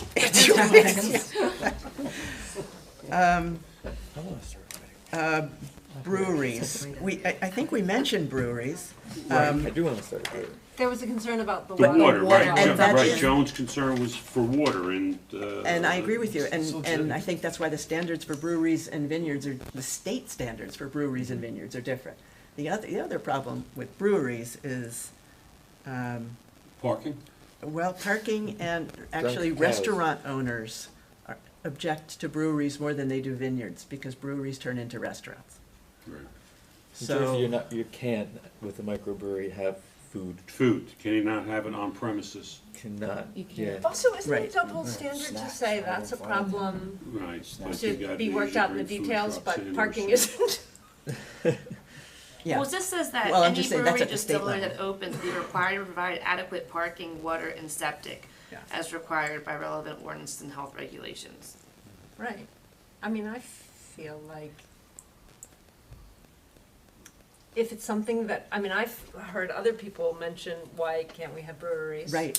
The constraints are real, but also are they constraints that can be overcome by, in the same way that parking and traffic calming and. Yeah, it's worth investigating. Right, that's it, that's what I'm Yes. trying to say. It's worth investigating, investigating. yeah.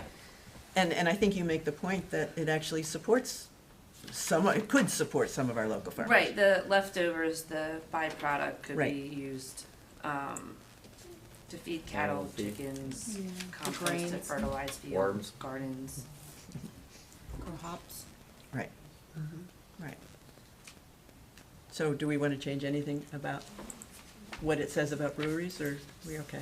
We're all right? You should keep it, yeah. Okay. There was a comment here about stormwater regs, and we need our own, personally, I would agree with that. Yolanta and I have a lot of history with Hightstown. Well, we used to both work in Hightstown. The interesting problem with Hightstown is when the state put in that interchange, they did not calculate the stormwater correctly. No. And the Home Depot and all that other stuff along there. Well, it was 130. it was mainly the interchange, and Hightstown flooded Mhm. because of that interchange. Yeah. So that was a big problem. So, I agree, we probably need to look at our stormwater regs. What do we have in here about stormwater It's on regs? page 50, general recommendations, number 3, about the new stormwater management rules in 2021. Mhm. Apply to all major development, require green infrastructure. Township Yeah. should adopt the new model ordinance from the state. Well, we're required to. Don't we have to? We have to. Yeah. When- Was it adopted though? It should have been adopted last year. I think it was. Okay, But it's It the was. state, Yeah, that's it the was. state one that basically will have no impact on us. Am I wrong about yeah, that? yeah, so the suggestion is that To do something that's more maybe we size do, appropriate.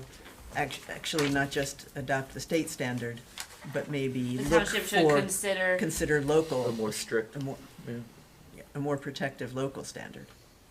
Which probably makes sense given increased flooding because of the Right. climate, and and it's the probably smaller part of the size climate. lots, and it's gonna take a lot for someone to hit that, the Right, stormwater trigger. right. Sure. Sure. The township should consider, implementing more restrictive standards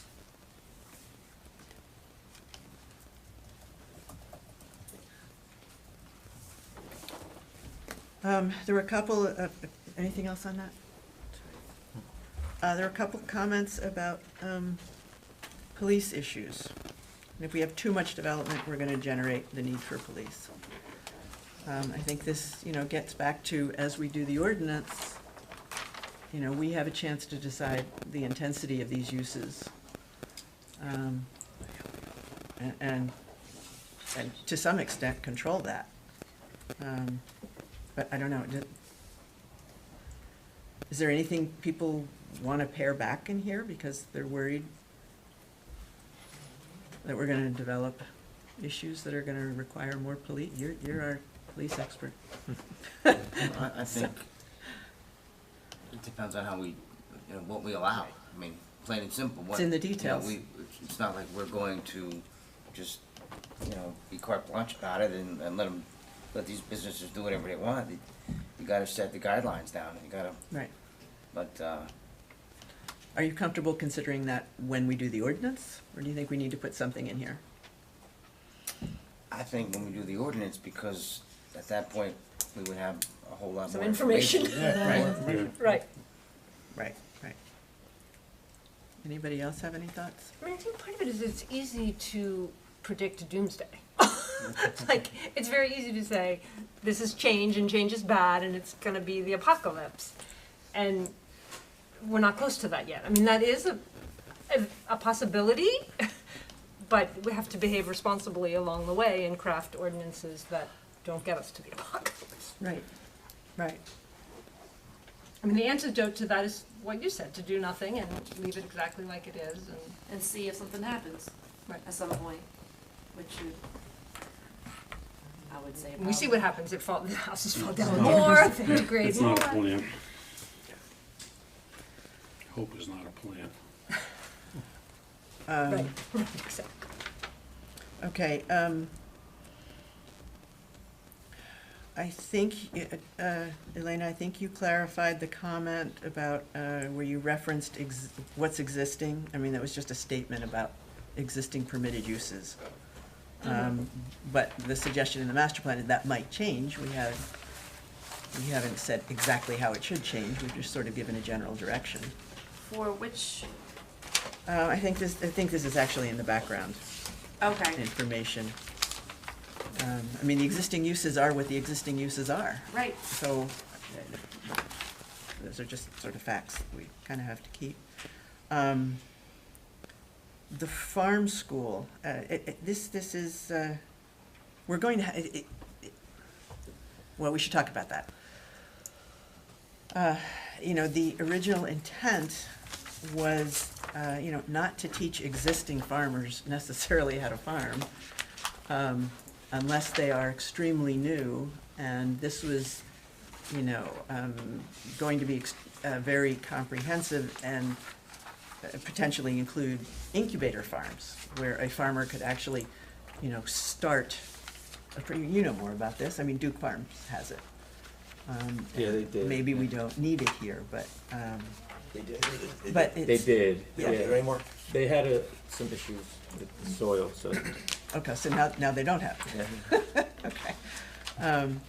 But, this is not a derogatory reflection on our existing farmers. It's, there are a lot of people, I've spoke to a number of people who came here because they love the farming character of the town and they wanted to do it. They're either, switching careers or something, and one farmer I talked to said he's not even looking to make money. He just enjoys having sheep on his farm and he likes the look of it. But he could use some help, And then there are others who are, some young people who are trying to figure it out. And again, this might be very long-term, but if we're gonna be a farming community, do we wanna someday maybe have a resource that these sort of farmers can tap into? This has been one of the biggest pushbacks from the farmers. And it's just, none of them want this in there. Can you explain why? It's just, they just have concerns. I mean, I can't even explain all the concerns, because everything, it's just what the future could bring to the town. We've had a lot of conversations ourselves with small farmers, and they don't even, some of the farmers we talk to, They don't want the help. We've tried to point them to Rutgers or to whoever, and they say, oh, we don't want to go there. They actually watch YouTube to learn about farming more than they actually do you go to these resources. So just a lot of the farmers are just very concerned about what this could become down the road. All right. So, What do again, we- this is the same thing. This is, what are we handing off that somebody else can manipulate to use against the existing farmers? Much like you said, we don't want to include too much about nonprofits because we could lose tax revenue. You don't want to include that, but you'll include anything for the farmers, and you want to use this as a buzzword, and it's concerning. Okay, do we want to? Let me ask, because one of the understandings I had about it, and tell me if I misunderstood, was that why would we put resources in something like this when we already have good They're everywhere. functions? They're already Like out there. county executive, Yeah. right, Yep. the extension And they're not office. being utilized. Right. The farmers, we joined, Lindsay and I joined a farming networking group. And, they're like, well, we don't really know how to do this and how to do this. And we said, go to Rutgers, go here. Right. Well, we don't want to do that. We don't want to go there. They're not going to want to come to this either. So they're on a very different path, and they're on their very own path. And this isn't included in something like that. How many references were there to this? Was it just? It was just a part of the pop-up I'm looking at part of the pop-up markets, that it could be, the pop-up markets could be tied or revolved into farmers markets. It could also be a resource centers for farmers that offer services. Okay, so we could just take out that You one know, piece of the sentence. Pam, I think this is a solution for which there isn't a problem. Yeah. Well, Right. fine. Right. Yeah, so if you Right, offer that's- resources that they They don't don't need, want. then That's correct. why is it an So it's a issue? solution for a Take it out. problem we Yeah. don't have, Yeah. so. Okay. I mean, I so- participate in many of these things. I go to lots of small farmer group meetings. I'm part of NOFA. I go to Duke Farms often with all of the stuff. I took the Exploring the Small Farm Dream courses there. So there are these things out there. There are resources, and Right. small farmers do use them all, for sure. But there's a lot of these new guys that are up and coming, and they're very gung-ho. They quit their job and they're gung-ho, and they're just on YouTube, and they're just learning the specifics, and they don't want any help. They're gonna Look, when the Rutgers do it classes themselves. get overwhelmed, then we Yeah. could open one. I don't think anybody's knocking down Rutgers. That's what I'm saying, Yeah. so Okay. I think we scratch it. Okay, so I mean, we're that's talking my about opinion. scratching, I don't know, like. I And I'm not a half- farmer, but I'm thinking, It's So we're two talking- words in that one paragraph, Right. and then we don't have Yeah, to ever you're a talk goat about it roper. again. Yeah. You're a goat I'm a roper. goat, that's it. So I'm gonna strike the, A couple goats. pretty and much that's half about the it. No paragraph resources, from no resources. Just YouTube it. recommendation Yeah, you for too. Google it. downtown Ringo. Farm What page school are you on? CU too. 44, JSGI. third paragraph. Third paragraph. There's Farmers also, markets. there's also one on page 46 in paragraph 4, the last line, almost. Okay, yeah. Wait. So straight, Yeah. yeah, on page Associated Farmer Resource, 46. It says with an associated farmer resource center. Okay, so Oh, we'll, yeah. we'll strike that. I don't have that page number.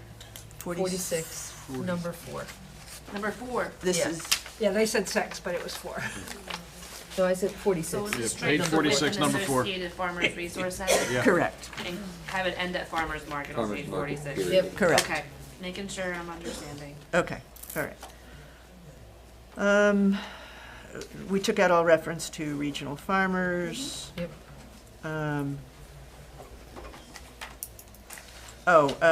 There was a comment about the maps, it's not easy to see where East Amwell is. Can we just highlight the township border on the maps a little Is there more an clearly, put a bolder line or something? So I think the problem is that,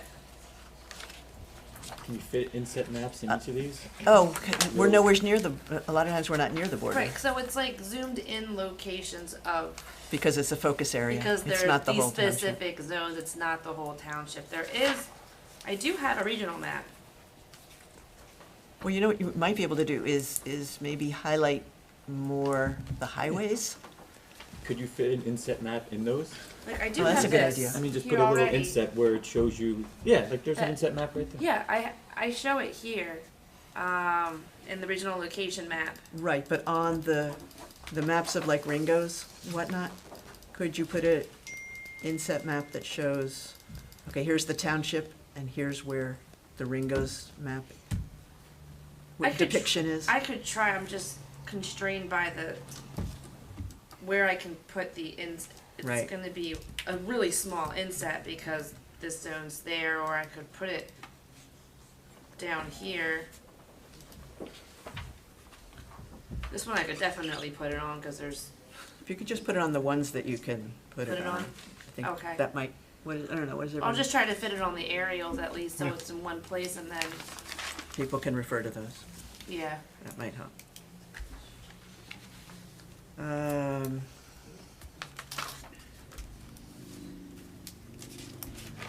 All right, we've already talked about traffic. We talked about the abandoned houses, the septic and the water. You know, the, One thing that kept coming up was about the number of stories. oh, Oh, Yeah. 3 have stories, your yeah. story. Maybe we just do 2-story buildings. Two. Two. Yeah. Sure.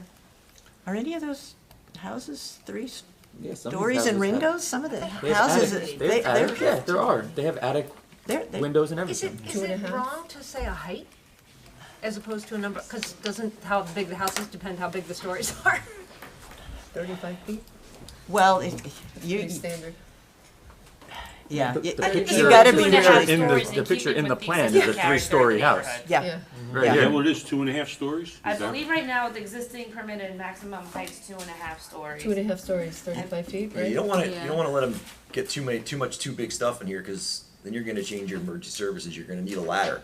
You need a 100-foot ladder, which costs $1.6 to $1.9 million. So that changes everything too. So Right. you want to keep stuff a little bit lower. Right. But it doesn't have to be lower than what already exists. No, no, right? exactly. Right. No. But Yeah. don't open the window Right. for things to go up. Right. Yeah. No, Yeah. no, Right. I think it should just be. Or it'd be What was open the and rate the windows go down. right now in the residential district? yeah, A 3-family, oh no, it is 35 feet. yeah, but that's 3 stories.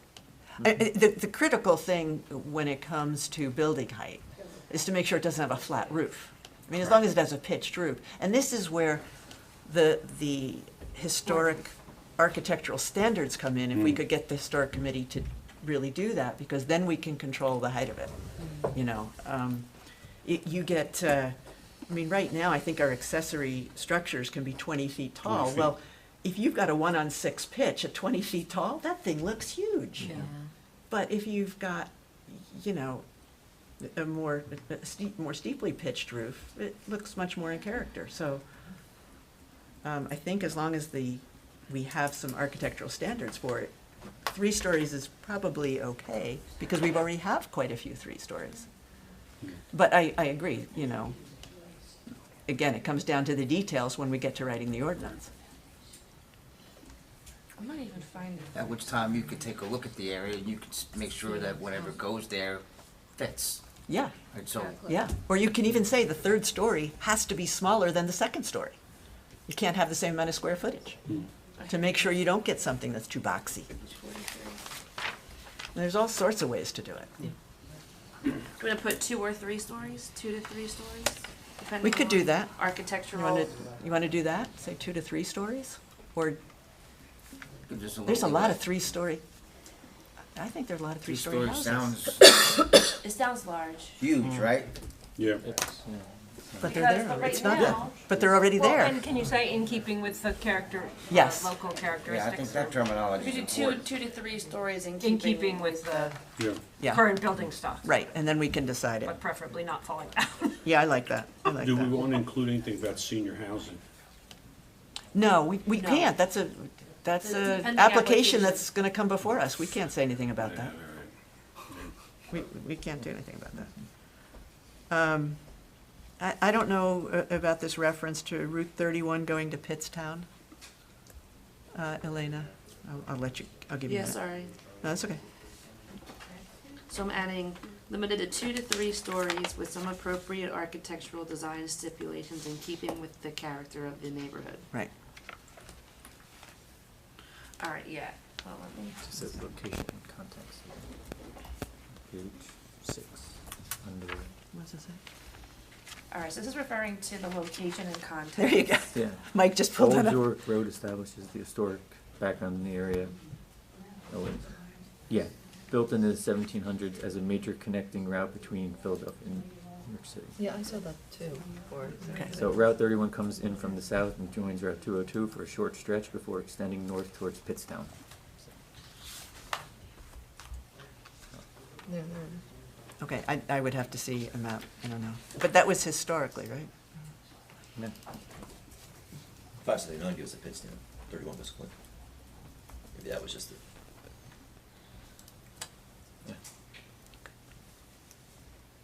Well, that's just a correction. I mean, that's not gonna change policy. Can you just? 579. Could change this down to Clinton? Yeah, Yeah. yeah. Sure. That's where the Pittstown Inn is.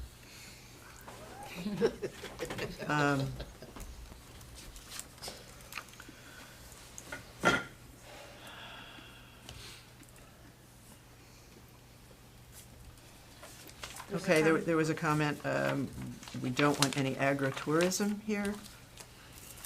I don't know that I agree with that. I mean, I don't know what level of agritourism, but I think we already have agritourism here on a small level.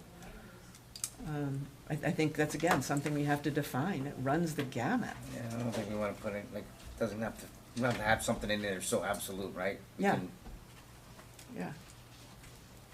I don't really even remember much on agritourism at all. I don't think this goes into too much detail.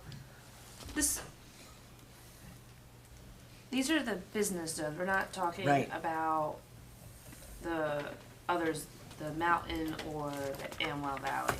These are the business zones, and I think there is an existing farm or two that's zoned for business. So if there were to be an agritourism, I kind of feel like this would be the place for it because it's zoned business. Even though the ordinance doesn't exactly permit that right now. Mm-hmm.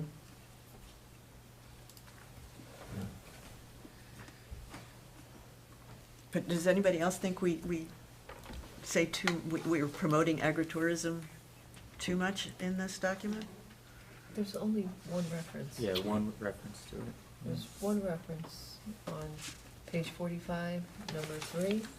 All it says is that breweries and distilleries are uses that are associated with agritourism, but typically do not need large amounts of land to farm. Yeah. So I don't think we have a policy in here that's overly promoting it. We're really focusing on local business as much as we can, and highway business. So I don't know, anybody else want to make any changes to that? No. All right, so we talk about sign ordinances. The next comment associated with that was, what about a lighting ordinance? I know we have a lighting ordinance for the mountain. We have it for the agriculture district. I don't know about Ringo's, but we Yeah, have I it don't for- know about Ringo's. We should, but that might be, Here we go. Yeah, I wanna. I think there is. Go to the valley. I mean, especially since we've got businesses and residential in Ringo's. We probably at least want to consider lighting. I'm just trying to see if I can. Well, there is a But- lighting ordinance. Does it apply to everything? Looks like. It's probably under performance design. It's in design standards, design and Okay. performance standards, it's lighting, Okay. yep, So we already have that. yeah, it's Now. all uses of outdoor lighting, Okay. seasonal lighting, emergency lighting. We could add something in a 2 about, review and evaluate lighting standards to determine if they remain appropriate.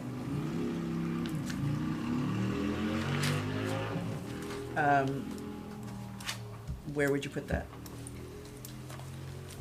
General recommendations? Yeah. Okay.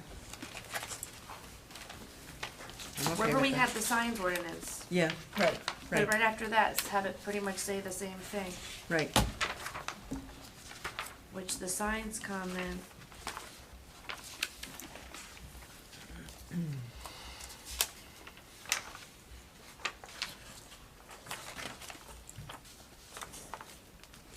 not sure what the signs comment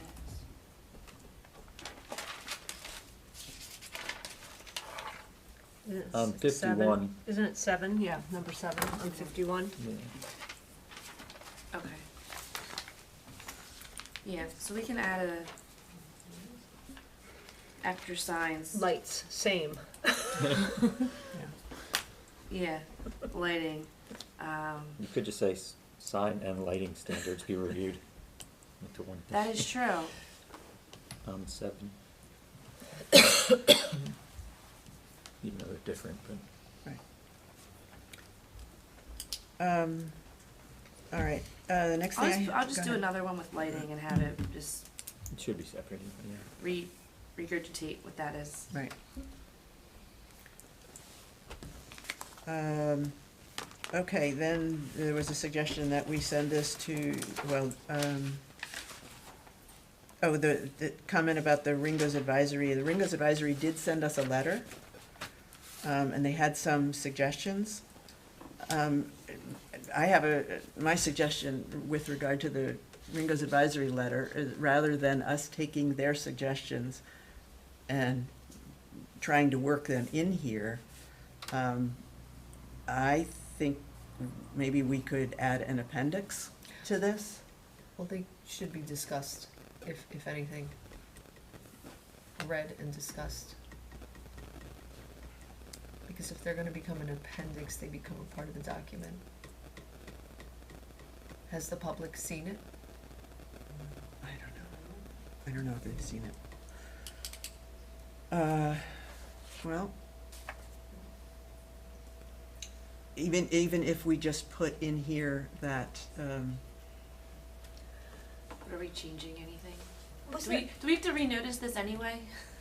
Well, I don't- We might have we- to, because we've done so many changes. I Yeah. mean, there's so many changes. So many changes. This needs to go back to some committees. well, I don't think the changes aren't that big. I mean, it's not like we haven't changed policy per se. We've pulled out venues, we've pulled out, I mean, we've changed wording Right, I just, and clarified a few things. I'm gonna defer to Yolanda. No, I on that. agree with you. Yeah. I agree with you, but I don't, I think we've made a lot of changes. I do too. I don't think we've changed policy so much as we've clarified a few things, except for in the terms of the farm school and the venues. I don't know. Yeah. Do you guys think we've made bigger policy changes? I'm gonna step back and punt.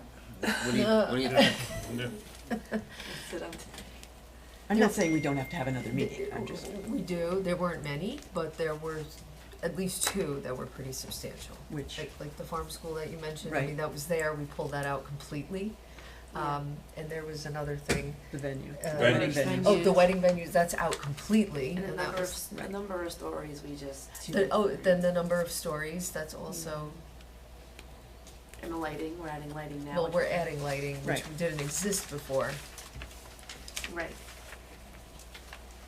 And then we have this issue with recommendations. Well, okay, do we want to go through, I mean, I have, I think we're almost done. okay, but I have the From Ringo's letter. Ringo's. Is there anything in that that we haven't already talked about? It was about regional, No, it was about, Well, we haven't talked about we haven't talked about the pop-up. Yeah, we did talk about the pop-up. Yeah. We did. Artisan thing. right, Yeah. I feel like it's been well hashed. That's true. Yeah. Okay, all right. So maybe we don't have to add it. Parking, Yeah, Talked septic about that. systems. Yeah. Okay, so we don't have to add it. I think we probably addressed most of it. Yeah. retail, Yeah. alcohol Well, that sales. simplifies things, Yep. yeah, okay.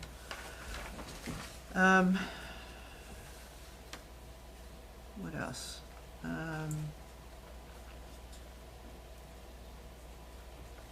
Talked about regional. New farmers market we talked about. Oh, there was a comment about a red line version versus old. I think the problem is what we generated here doesn't actually exist in this same form in our master plan documents. The Ringos and the highway are discussed in various different documents. We've sort of pulled it all together into one amendment. So, you know. And this whole plan wasn't written based off an old plan. No. This plan was entirely written, From scratch, yes. yeah. Yeah, so. So there's no red line There's no way version. we It can would really be- compare it. exists. Yeah, but without doing, going through several documents and picking out different pieces. So there's really no comparison. I'm looking for new issues. Concerned that this document is doing too much and maybe potentially, and I'm rephrasing here, jeopardizing the rural character. Again, this doesn't touch the mountain or the valley zone. And I think if we can clarify that we want commercial development in this area, then we'll find out what we're going to say when we talk about the valley zone. I don't know, we haven't even talked about changing anything on the mountain. But if businesses have a place to go, they won't need to go to the valley and the mountain, and we could be potentially protecting them, is my thought on this. I don't know. Anybody else? I mean, these zones and these boundaries have existed where they are for, I couldn't even tell you how long. I don't think any of them are new, or at least not in the last 10 years. I don't think any of these zones have been put in. So it kind of comes down to, well, like, unless for some reason you don't want the business zones to exist, or Right. like, do you? Yeah. And we're not expanding the business zones. We would need another amendment to do that, so.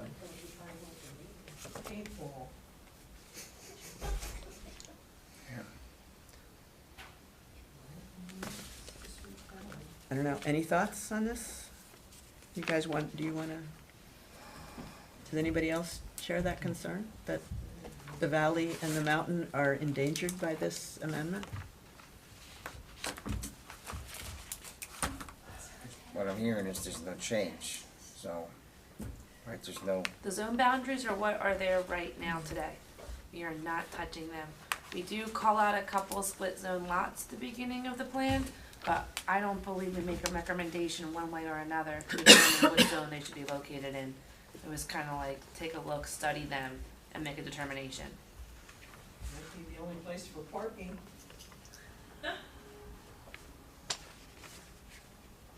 Yeah, the existing conditions. It's probably faster for me to go to paper copy. It was after this.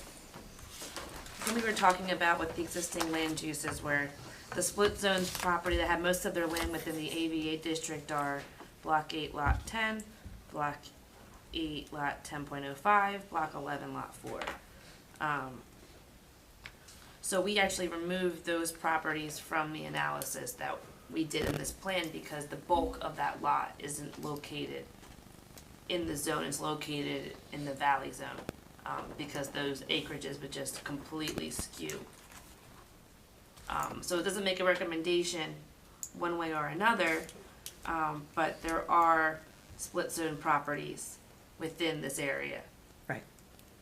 I mean, I think you can look at this as either, depending on, the words you use to describe it, as an invitation for everyone to come and open businesses, which even if it was that, it's not gonna happen tomorrow. Or you can look at it as there's a problem that Ringo's is not appealing, it doesn't draw people, it looks a mess, and this is one way of trying to address that. And how that's carried out is gonna be in the details. And, I mean, I have some faith in the township, in this board, that it's gonna be carried out in a way that is in keeping with the character of the town. I mean, you can characterize it in lots of different ways, but I think when you go down and look at the words that are actually there, it's not a radical invitation to change the character of downtown Ringo. That's my impression and react.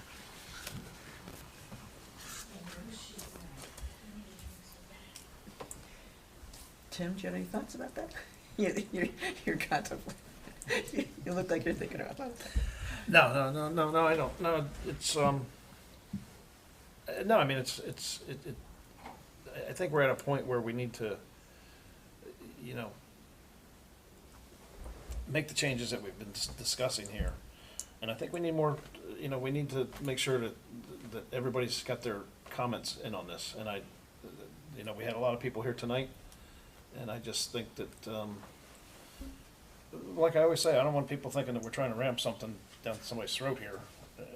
It's something we have to do, and it's something that I think, I mean, you know, I've got this letter from, and this should go public, you know, the Ringo's Advisory Committee is pretty much on board with everything that we have in here.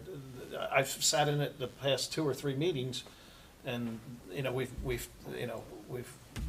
they've given up some comments of some changes that they wanted and on a couple of things, but, you know, they really, the committee, the advisory committee just is really desperate for us to do something to you know, to change the look of the town. And it just, I don't know, nobody can tell anybody that this is the solution to, I told them the other night when I was there, I went to go look at that house that's for sale. It'll cost you more to put it in a dumpster and clean up the site. Then there's no way you could possibly make money on the job. There's no way you could make money on that house, to flip it, to do anything with it. It's going to cost you. It's just so far gone. But these changes that were not even changes that were, that's not going to change that house. You know what I mean? We can't change that house. We can't. Nobody's got the magic wand. You know, I mean, you know, and there's several other properties that are like that. Some are tied up in estates, some are tied, who knows what's going on with them. But that's, you know, it's that double-edged sword again. It's like, yeah, you can look at the town and say, hey, it needs to be, there's room for improvement. And then there's other people that have beautiful properties, and I feel bad for them because the next door neighbor's house is falling apart, and that devalues their home because who, you know, it's that, you know, and you know, it's a tough situation. And that's just, it's kind of mind-boggling. But I think we need to decide tonight if the changes that we've just proposed are the changes we want to make, and we've addressed the comments that we think need to be addressed, because. I think so. I think so. And trust me, when we have another public meeting, we'll find out. You know, we'll be able to hear it. You know, but it's, you know, I think we've got a good start going, and you know, it's where we have to start. You know, I mean, we can't. We can't just. It just doesn't. This is not the time to do a lot of the detail work that comes later. Well, that's, and I think maybe that's part of the misconception, is that this is, you know, set in stone. It's not. This is just the planning board. This document's going to the township committee to do ordinance changes and what have you. It's not. That's not our. Right. You know, that's, you know, we're just trying to give the framework. Right. You know, which I think we're doing. You know, it's got some tweaking to do, but I think that's what it's all about. Can we just go down the board and everybody say, you know, are there any other changes people want to incorporate? Are you happy with the changes we've suggested? Because Elena's going to go off and make these. I assume we're going to get a redlined version and a cleaned up version. Sure. For the next meeting. But can we just make sure she has everything, or did Well, you guys? I think we touched on, you know, major points that people have concerns with. You know, we withdrew parts that were real uncomfortable. Yeah. The one thing, you know, Lindsay brought up, you know, the ag committee. I didn't know that you guys didn't have any input on this, but let's incorporate them on the. We weren't kept that much in the loop, and I apologize. So let's well, you know, issues. let's just make sure that everybody's. That's why, I mean, you know, you go back to the January 20th meeting, and we were all kind of blindsided by that entire meeting, because we really hadn't heard this full version of what that whole thing started as, and it's trickled down to this. Yeah. But we wanna have more input on it too. Okay. Which, I mean, a lot was done tonight, but definitely would like to see tonight come back to the next Ag Advisory meeting, and we have more discussions, then bring it back to the Yeah, next. but you gotta bring it back to them. Exactly. You know, that's That's what what I'm I mean, saying, that's, yeah, that's, yeah, well, yeah. that's I'd what like I'm to be able to saying. bring, and be sure we covered everything with everybody, you and gotta then the next synthesize public it hearing, for them, hopefully I and can, tell them the we tone, can say, yeah. Yeah. people are happy, or we need to make some more tweaks. But, I But mean, then maybe let's- at that point, the tweaks are minor enough that we can get through this. Correct. yeah, because if they're not minor, then we're looking at yet a third public hearing, or, you know. Right, and also at some point, I mean, this all costs money, and Yeah. we're all worried about taxes. Yeah. And at some point, it's a broad brush plan, and no one's gonna be completely happy with every word in the plan. And every time we do Right. another iteration, Well, right, and it was Ringo's, Yeah. so we sent it to the Right. Ringo's advisory, Yeah. and we did have the chair, we do have the chair, or did have the chair of the Ag Committee working on this with us, so it's not like, you know, we were ignoring No, them completely. no. So, I just and wanna- we haven't even gotten to the valley yet, which Yeah. is when. that's when the Ag Committee would Right. really get involved, Right. Yeah. sure. Sure. But the concern was the word farmer was used to sell this document quite Yeah. a bit, and that was just why we wanted to be sure we had a Understand, stake in it. understand. And we felt we didn't have that stake. Well, I mean, let's look at the timing of this. When is the Ag meeting? Next Wednesday, 2 Wednesdays from now. So we're good. I mean, we'll When, I'm sorry? 2 Wednesdays from now. Next Two- Wednesday. Next Wednesday. Next 20th? Wednesday? So we'll be able to run through it real quick, and Can you we're good get to go. these, can you get a red line version to us by next Wednesday? Start I mean, tonight, I think it's we only got- 11. It's only 5 after 11. Yeah. man. Just go home and do it real quick, right? that up. Yeah, I can try to get it to you for, let me see, tomorrow's Thursday already. Yeah, I'll try to get something out by, Friday. Another day Friday? If it's Monday. I mean, we can- Friday it yeah. is. We're good with the weekend, that's fine. Don't tell her that. Don't Easter, worry what's about it. that? We work over the weekend. Yeah. Or- We all we have 7 days off. I'll probably Yeah. work Easter No, too, no, so. no, yeah, I'll get something out, Friday. I'll get you a red line. And I'll get a clean version. Right. Show them what's changed, what isn't. Will that be available to the public? The clean No, version. Well, not, that, it doesn't get, it's not available to the public until we decide to have another public hearing. So the way this works is, we're going to get another document, we will look at it next month, decide if it's what we want. And if it is, then we will decide to have yet another public hearing at next month's meeting, which will, the public hearing will be at the meeting after that.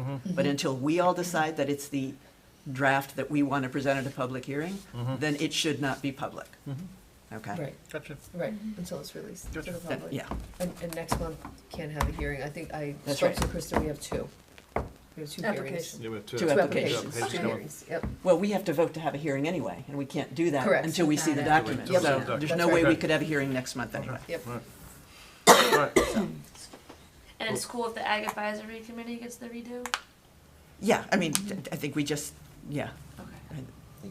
Just making sure it's cool if they get Can it. that one be made public? Is that what Francis Well, was asking That's about? what I I'm think saying, that's is what that I mean, Francis was it's asking about. public or not? for them Well, to well, have no, it. I mean, it's going, It's not typical that all these different committees get to, you know, review the Review, draft. yeah, master Usually, plan the documents. planning board does this totally on its own. Yep. We went above and beyond by bringing Ringo's advisory into the process in the beginning, ask them what they wanted added. But, you know, we're doing way So, more okay, so than if the most document's towns not, do. if the document's not gonna be public, then It would be verbally, you're gonna have to discuss with your committee. With our committee. What's going Yeah, on. but I mean, there was enough discussed tonight with enough farmers here that they'll It's bring gonna- it to the public portion of that meeting, and it'll be discussed there too. Yeah. We So, will. so all you'll these- have, you'll all have of the these information that we're gonna changes- need to input. all of these changes were made in public. Everybody knows what's in that document. Right. This is Yeah. not a secret. Yeah. So if It's not very if much. we release that document to this committee, I mean, that's with the understanding that this board has not sanctioned that as a public document that is ready for any type of hearing or adoption or anything like that. It hasn't been adopted, it's not official, okay? We could just say it that way, it's not official. But once it comes back to this body in May for a discussion and vote on whether it is ready to go to hearing, that'll happen in May. And then the document will become official, we'll release the final version, the final draft that will be available to the public prior to the hearing, and that is the document, because little things might change again in May when this body comes together and says, you know, we found this, we think this. When the Ag Board comes back, there may be further changes to this document, so any of those changes will be incorporated at the May meeting, and if this body votes to hold a hearing, then the hearing will be held in June, presumably, and that document will be available for public inspection prior to the June meeting, and that will be the final document that this board will be considering. So that's the way we can treat this. Okay. How much lead time? We have to notice at least 10 days before the meeting, and the document should be available for inspection and should be up on the website at that time as well, when the notice is given and published for the hearing. And the reason for that is, you know, until the notice is published and we know that it's going to occur, I mean the meeting or the hearing, then there's no point in putting out a document to the public. So when that happens, then the document will be published as well. But if in next month, when you've got your comments and your red line and you say, oh, this is ready for prime time, will it be available then? That'll be up to this board to decide at that time. And how does the board feel about giving the farmers who are gonna be on their tractors half the night and other people more than the legal minimum to look at it and to provide feedback and comment? Well, There'll be a whole hearing. to There's provide- going to be a hearing like Whole nother tonight, hearing. and this board or any board is always entitled to give the public additional notice. We're just not entitled to give less notice. So give us a month. If you decide in May, it's good, and you're gonna then have a meeting in June, then what's good enough for you to say is okay is good I'm enough sorry? to provide. No, we haven't opened to the public. Public. Okay. All right, so we're good with that? We're gonna move on to finished business? Yeah. Everybody's good? Tam, do you wanna talk about the re-exam report? I mean, we're pretty, Do we have money for this yet? There's enough money to start. Budget's So- gonna be introduced tomorrow, so there's gonna be So enough money to start. can we give Elena the go-ahead tonight Mhm. on the re-exam? Okay, so to refresh everybody's memory, I believe it's 12,000 for the re-exam plus 2,000 for meetings. So Something like that. So we're okay, and this was from your April, from your last agenda, or your last proposal. Yeah, 12,000 re-exam sounds right, and, This was your April 5th, 2021 Two for proposal. It was 12,000 for the re-exam, 2,000 for meetings, so it's 14,000 total for the re-exam. We have to have it done before the end of next year. Mhm. So do we need to take a vote to give her the go-ahead? Yes, Yeah. there should be a motion. Okay, can so. I get a motion? I move that we authorize Elena to start the re-exam. For Can I the get a second? 14,000, a second. Can I get a second? Second. And then all in favor? All in favor's good? All in favor? Aye. Aye. Roll call. Opposed? Do you need a roll call? Do you need a roll call? You know what, let's do a roll call. Yeah. Why not? I just have to keep going back. I know. I state your name. Okay, Mr. Willie, Yes. Ms. Stetson. Yes. Mr. Castellano. Yes. Mr. Mills. Yes. Ms. Lee. Yes. Mr. Mills. Yes. Ms. Nelson. yes. Mr. Crisafulli. Yes, okay. So Okay. you can do that while you're doing everything else. Okay. Okay. Tam, anything on the focus groups, or We have had the 3 farmer meetings, the large, small, and horse farmer Okay. meeting. I've been sort of distracted on another issue I'm Yep. going to be talking to Township Committee about, so I have not worked on the last 2 meetings. Mhm. But the farmer meetings were the time-sensitive ones, Yeah. because they get back out to work. So I'll get back on the landowner meeting and the other one as soon as I finish this other effort that I'm doing. All right, thank you very much. Mike Foster. Yeah, we had a meeting on Monday. We're continuing to work on the farm-owned preservation plan. There's no immediate need to get it done right now. We missed the pig funding for this round, so we decided that we chose between 2 of the documents that our previous secretary had been working on, and The one that we have is about 100 pages, so we're slowly reviewing that, and it's a lot of details and stuff that just, it's crazy. So we're all trying to break that up. Okay. And then on the Collins property, the county gave us a green light, so Oh, great. they're gonna be moving forward with appraisals and Good. such. Good to know. Good to know. Thanks, Mike. Marnie, Environmental Commission? We've been cleaning up. Cleaned up Amwell Lake, there was road cleanup, there's Nishahannock cleanup on the 23rd.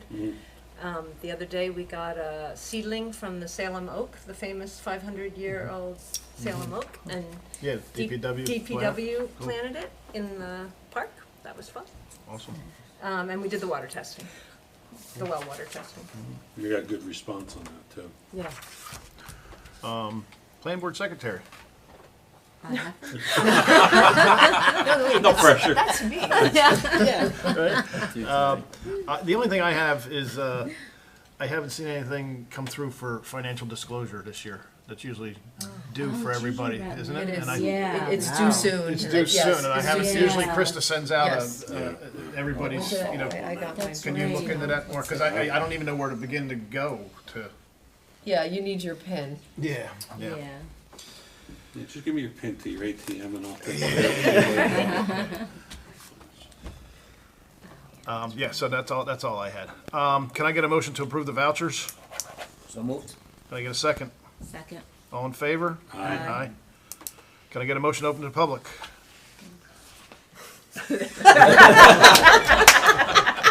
So moved. Second. No one wants to be responsible for that one. Second. All in favor? Aye. Open to the public. Yep, you knew it was coming. Francis Gavin, still 123 Wurtsville Road. Can I now get an answer? Will we get a month to look at it? If you say it's good for prime time at the end of May, that the public and the farmers and everybody else would be able to look at what you're gonna be having a hearing on for the full period of time that you said it's ready to go versus here's a meeting, rather than just the minimum. So can I get some sense of a yes on that? The only reason I can't commit to that is because if we make some small changes to it, we are going to say, okay, we're gonna have a public hearing subject to these changes being made, and Elena's gonna need some time to make those changes. So I don't know if it'd be a full month. I don't have any objections to it being more than 10 days, Yeah. Right. but I can't promise a full month. Right. I mean, it'll give as much time as possible. Francis, The we'll one do thing our I best can- to get as much time out there to make it public and get it on the website. And the one thing I can That's all we tell can do. you- I mean, Yeah. but we'll do our best to, I And don't, Elena has other clients. We're not her only client, although it may seem like that. Right. yeah, we'll do our best, Francis, to get it out there. And the other thing is, next time, we'll be able to give you a red line version that compares it to the Right, version so we you have could just- tonight. So it'll be easier for you to go through. Quickly get through. Yeah, okay, well, It's the best we can do, I think. I hope that you, when you do finish this, you go on to the valley and the mountain and all of that, and that you approve whatever you decide it's going to be as a unit, rather than piecemeal here, there. And I don't know how that guy named Matt who's buying the property on 202 and putting a paintball thing in, because it's gonna be going commercial. I don't know how he got that idea, or where he got it, but it's under contract. So you approving? That's it on that. By the way, financial disclosures are due on April 30th, I just checked. But we can't do them, right? Well, Can't do them till we get information. yeah, link. The clerk has to send you the link with your PIN, but it's April 30th, you have to have it filed by. Every year. Can I get a motion to adjourn? So moved. Second. All in favor? Aye. Opposed? Anybody opposed? I'm a farmer too. I'm a farmer. You didn't. You're in trouble. Good golly.